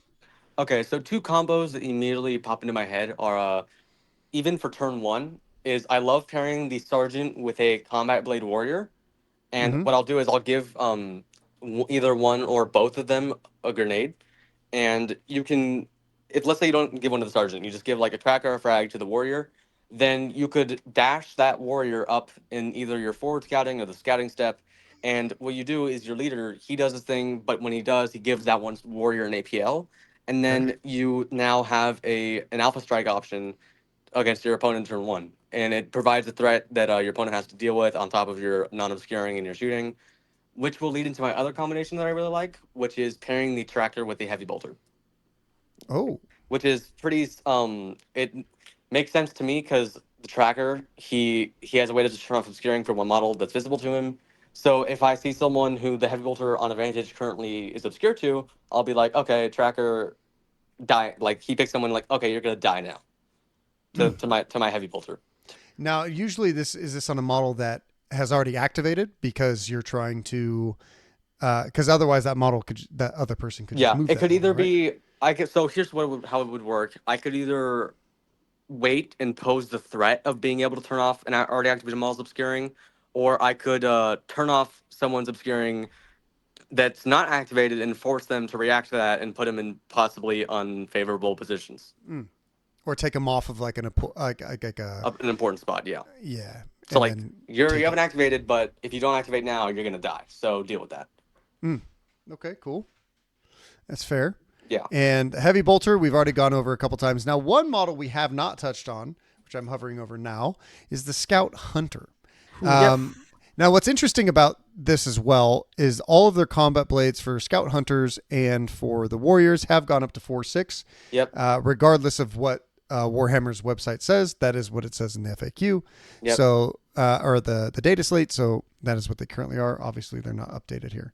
Now, did you use your Scout Hunter a lot, or was he just like your distraction Carnifex, as 40K players would say? Yeah, I would definitely say the majority of the time he was more of like a threat and a distraction. There were definitely a few times where I used him like backflip, and now he charges and kills whoever he charges. But but the hunter's ability is Did you scream out parkour anytime he did it? no. I always scream backflip, not parkour. Now, why is that? Is that because we're just different generations? Or Jimmy, have you ever screamed out parkour? I would scream out parkour because I am a good, like, red-blooded American who loves the Office. So I would pretend to be Dwight Schrute and do a somersault through the tournament hall while I yell parkour. Then I would jump up and kick the table and knock over the board. And it wouldn't even be bad sportsman because if I'm playing someone who's at least 30 years old, he'd be like, I get it, bro. You had to. I'm like, of course I did. But Joshua is 10 years old. So he hasn't seen anything that's not anime. But yeah, so That's fair. I love my positioning for him was generally there's that one heavy cover, like big Octarius piece that's like 6 inch, like 3 inches from the deployment zone. So I would put him right behind the door, and if my opponent moves up at all, kind of, then he starts underneath that vantage and he charges, and now he's lethal 3. So good luck dealing with that. Yeah, that sucks. Yeah. So I never finished explaining his ability is. If you do a charge and during that charge you go underneath advantage, traverse, climb, drop, or anything to do of that sorts, and then he gains lethal 3 on his melee profile. Mm-hmm. So he basically becomes 4-on-3, 6/6. Yeah, it's pretty crazy. Yeah. So he could reasonably charge and lead and just kill it. Yeah, yeah. He's what all Reavers wish they were. Yeah. Yeah. It's Justice for stupid. Reavers. Give him a 4/6 blade. So That one's did you for you, use? Dave. How did you end up using your scout in pretty much every game? Now I know that outside of the ones that the vantage was in your deployment zone, outside of those, how did you move the sniper around and how did you position him? Because he does have heavy and silent. Yeah, so how I almost always, I'm pretty sure I might have actually always took 2 dashes and Okay. I would put my sniper and heavy gunner. If I was on open, I would put my sniper and heavy gunner on advantage, and I would determine where on the advantage I would want them, based off which spot had. I'm assuming you gave them climbing ropes so that you I could do that. gave the heavy bolter climbing rope. I didn't give the sniper a climbing rope. Could you dash and climb up something? No, I didn't. I put them on top of the vantage behind cover because it's not like your vantages; they just have cover when you dash them there. Scouting Gotcha. dashes with fly. Yeah. So. Is it the same for the scouts? Does the scouts Yeah, dash also the have recon fly? dash they have is fly. Oh my gosh. Yeah. So I just put him up there, and he's like, Cancer. "Okay, I start here now." Okay. But so Fair. I would put him on the spot that would always have the more obscured angles, and I put the heavy bolt on the spot that had more of the open angles, so they both have their range of niches, Mm-hmm. if that makes sense. And then the rest of how I determined was my opponent and the board. If I was on Into the Dark, I probably wouldn't have dashed the two heavy gunners. I would have dashed probably a warrior with a grenade, and that might have been it. Some like maybe one dash. You don't really need all the extra dashes when you're on Into the Dark. It might be useful if you're trying to get a door open early or if you're trying to do stuff like that.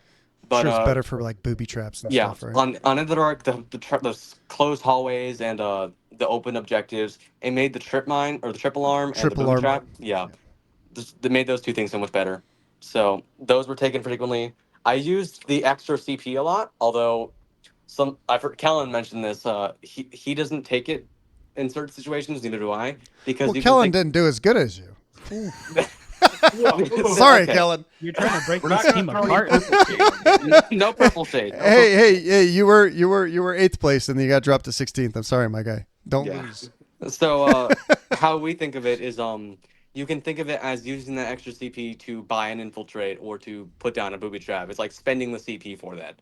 Okay. So that yeah, sometimes the other things are more useful. I took always one infiltrate and one dash. I don't think there's ever time I didn't take at least one of those two options.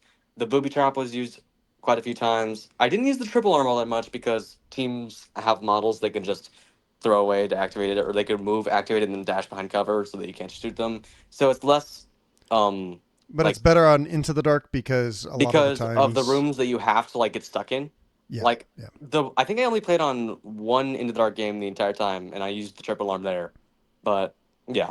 Now, there's an interesting conversation I had with Jimmy. Jimmy was telling me that he was thinking about taking Hearthkin to Tacoma, and I told him, "Don't do that," because I am a Hearthkin non-believer.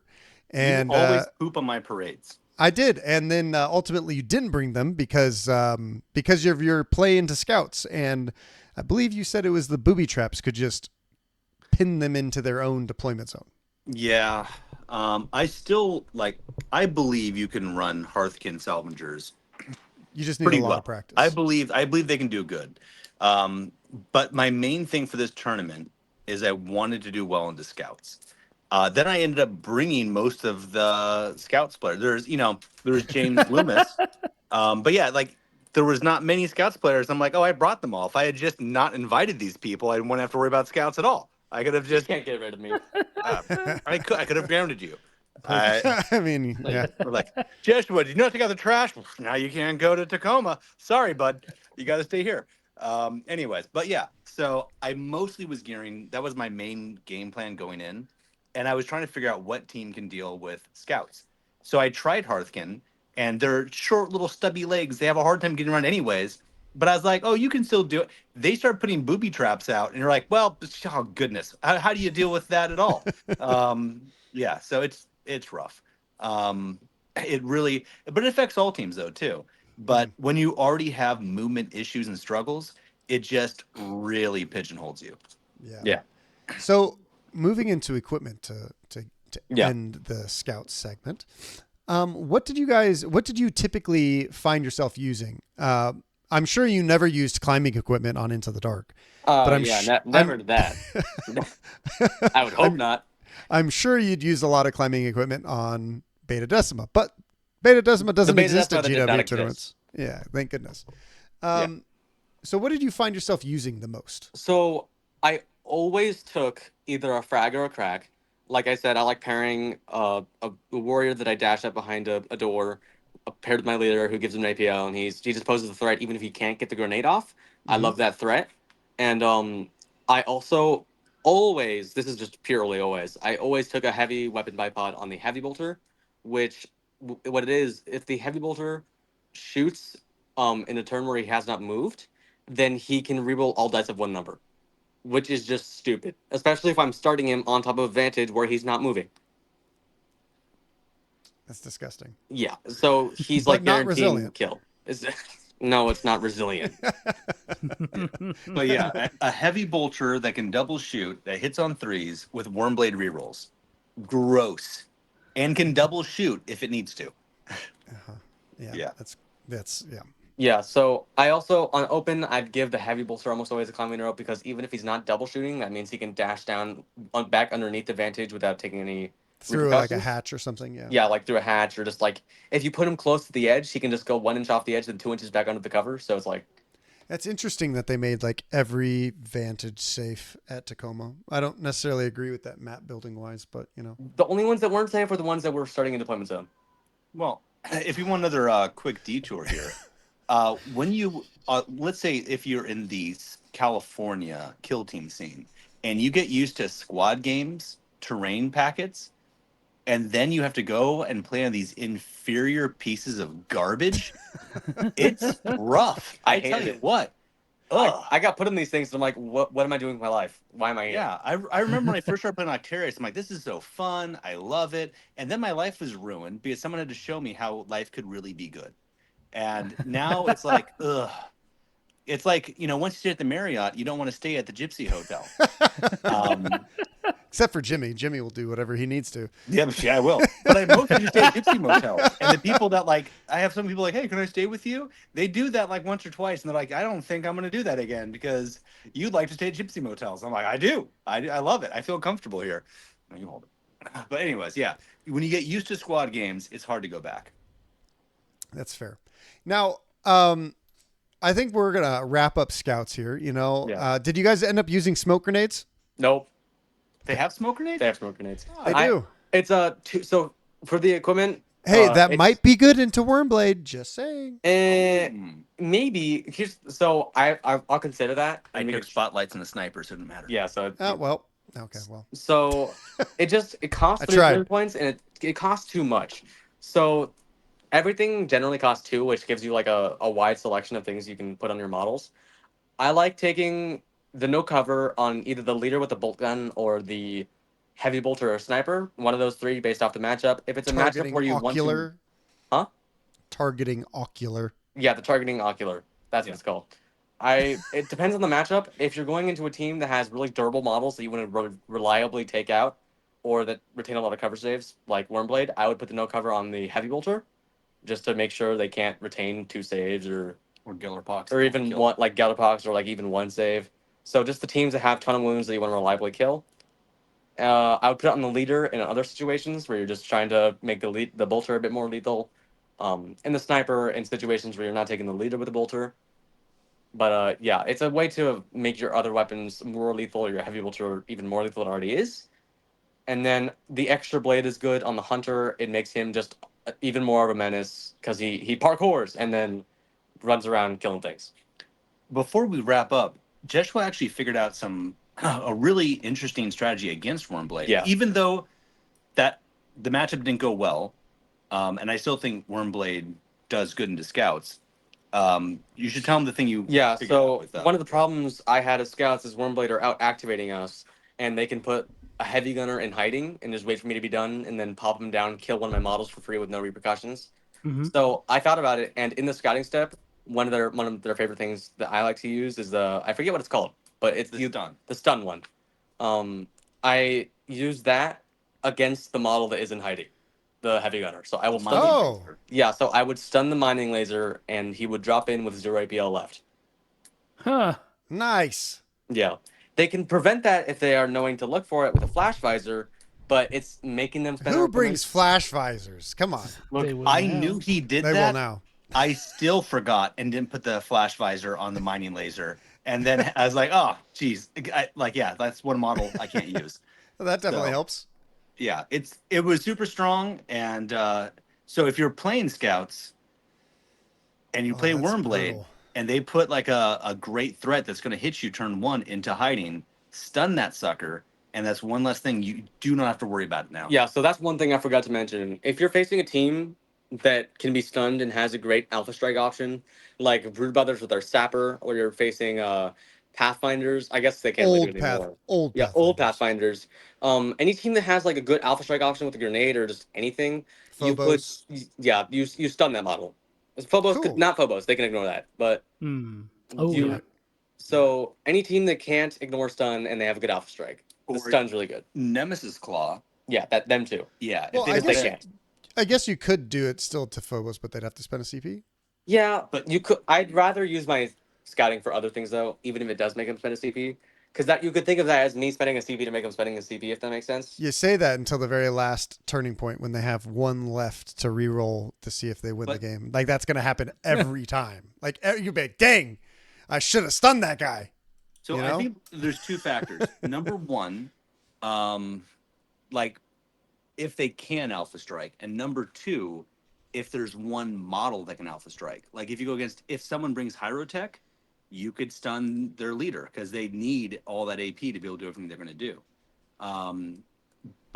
Or can you stun the leader for Hyrotech? I think so. I have no idea. I'm pretty sure they can be stunned. I think they can. I try not to look at the Necron. Let's call Shane real quick. He'll tell us. Anyways. He would. But also some probably teams, screaming at his phone right now. Yeah. Oh, well, I'm sure he is. I mean, I know he listens to every word of this. Oh my gosh. Yeah, he's obsessed with purple, so he's still hooked in. With the purple store. Yeah. I know he's online right now. He's like, do they ship to where I live? Like, no, they don't because you're not allowed to buy purple. That's my color, Shane. Stay away from it. Anyways, but yeah, like if they can be stunned, if they have an Alpha Strike, but also if they have like focused units, like for example, Nemesis Claw, it's that Fearmonger represents a very key specific Alpha Strike. But like Blades of Cain are very balanced. They have so many models. Stunning one doesn't do anything because they have another model that can do the same thing. So you want to do it on teams where it's like this is the key model. Right. I'm worried about. It is absolutely not just like they could do it in theory. It's got to be you got to lock in because you only do it one time. If there's one key model, like for example the Grenadier on Pathfinders, which can still Alpha Strike. Because you can give him a scouting dash, and you can still do a free dash with Monka. Yeah, so you can still start 12 inches up and then throw a grenade. And he's got indirect. So stunning that model is huge. But it's very focused. And you have to like know your opponent and know when to use it. But anyways, I just wanted to share that because stunning a model in hiding with Wormblade is just so badass. It's really good. You're not wrong. And for the most part, if people don't listen to your podcast, like let's say they're just really lame and just gross people that, should probably be on a government watch list. If you don't listen to it. Like I talked to a couple of people at Tacoma and I mentioned because they'd asked like, oh, where'd you get that really cool dice tray? Because I have this really awesome dice tray that has like this lid on it that you can has place to put dice to mark the score so you can keep track of the score. And it has a really custom cool Kell Team neoprene mat.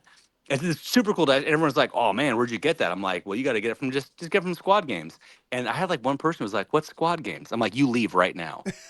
Like, you go away. How do you not know what? I feel sick.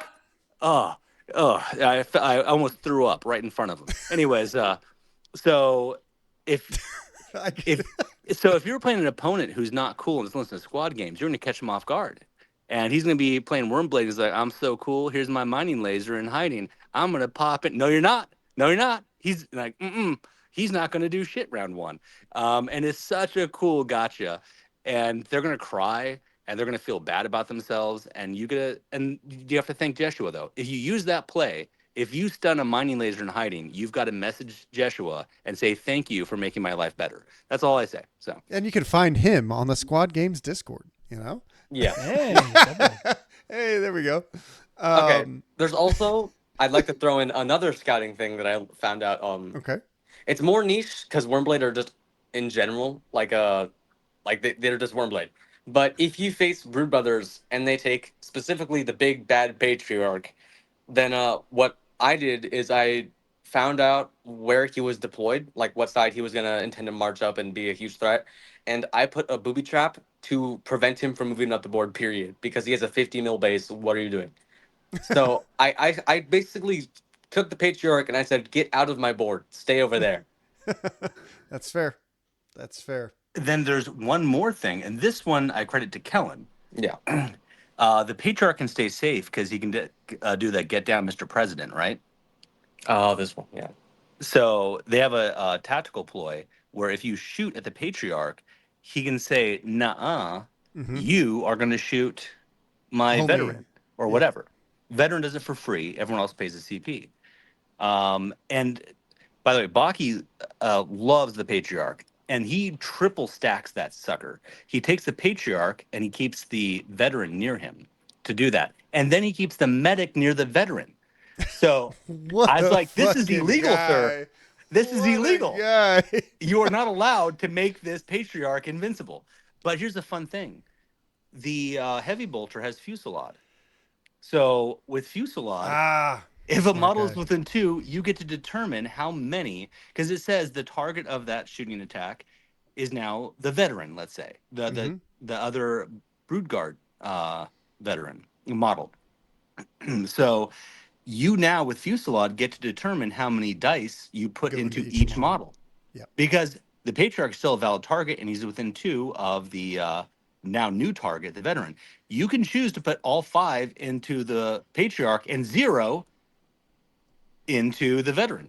Yeah, so the veterans thing doesn't work. I think fusillade is the only thing that gets around. Blast zone. But if you want to be a real jelly villain, you're going to be a real purple jelly villain, you don't tell them until they spend the CP. So they'll spend the CP and be like, haha, I got you. And you'll be like, haha, you wasted money.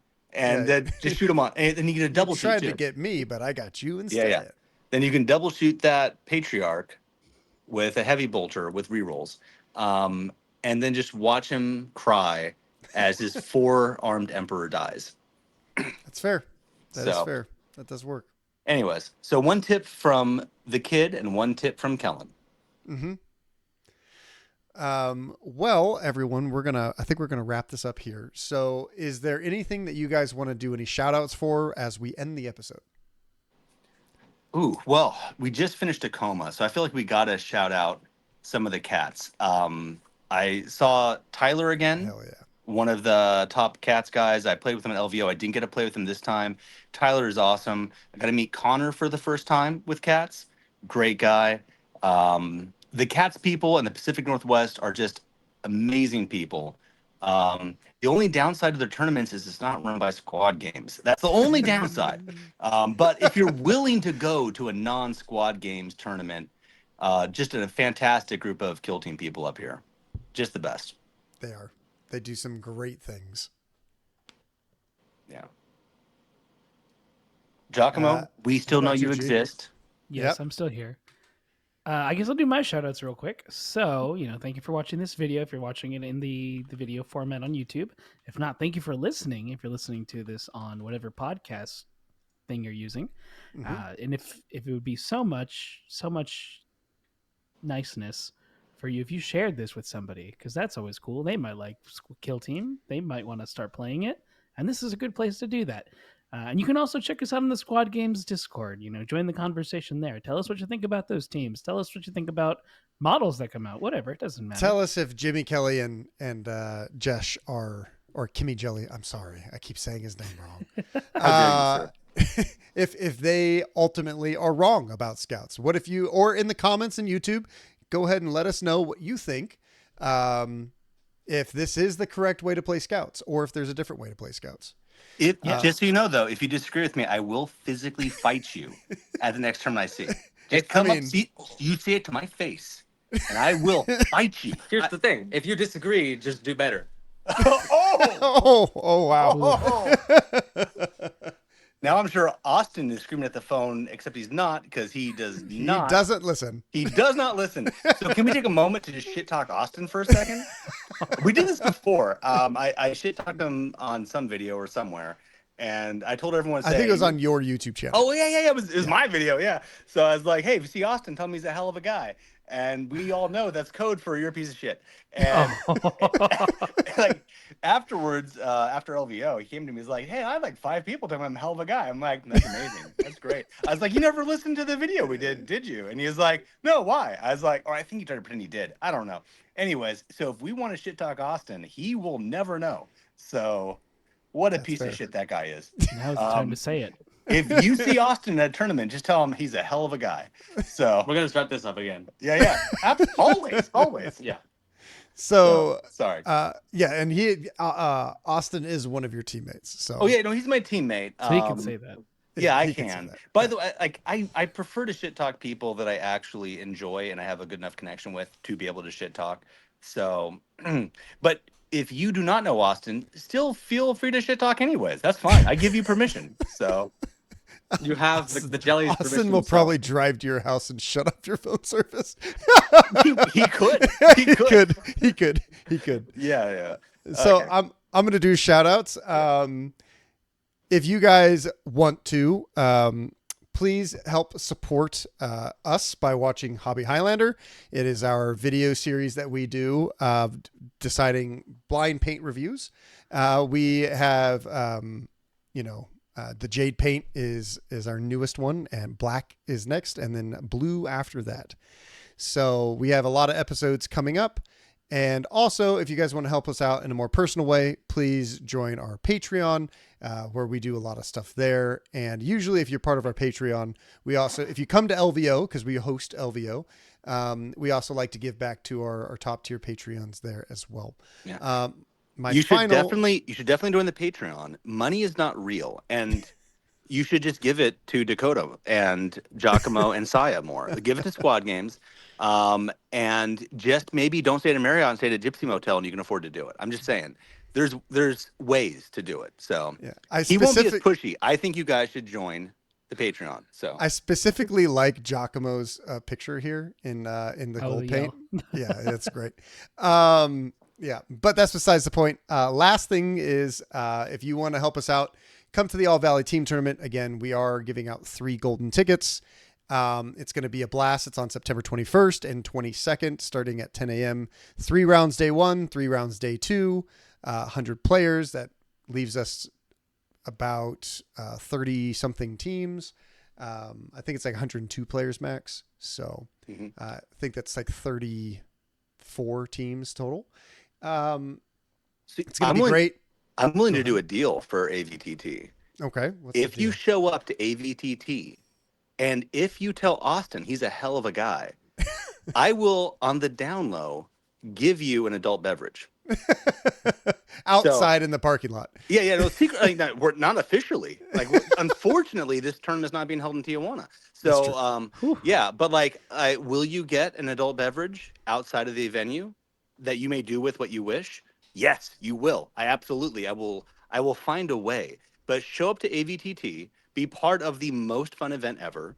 Tell Austin he's a hell of a guy, and then you get an adult beverage. So I will need confirmation of this by watching Austin get very mad once he finally realizes what this means. So yeah, that's the jelly promise to you. That's fair. That's fair. And also, we are currently working on reopening the lasers for making things. I'm still going through it with full spectrum laser after the second big laser fire. They recently sent me pieces to the laser that I installed, and they're the wrong pieces. So I have to send them back and get new ones. So it's just a matter of time and process. But that's not frustrating at all. My goodness. Yep. $20,000 down the drain, but it is what it is. Hopefully one day it'll come back. So yeah, but money is not real, so give it to Squad Games. So and then that'll help us pay our rents. So and also buy more cameras. Giacomo and me are both going to be coming here tomorrow and setting up a mock battle report. So we're going to be looking to start putting those out on YouTube here quite regularly and soon. So if you want to see Kell Team from a different perspective, from something that we want to put out with 5 different cameras and a bunch of other stuff. We're looking to make different kinds of battle reports than anything on YouTube currently. So if you've made it this far, thank you. Don't forget to like and subscribe. And if you're listening to the podcast, don't forget to hit that 5-star button to help us out. So until next time, everyone. See ya. Games out. All right. See ya. See ya.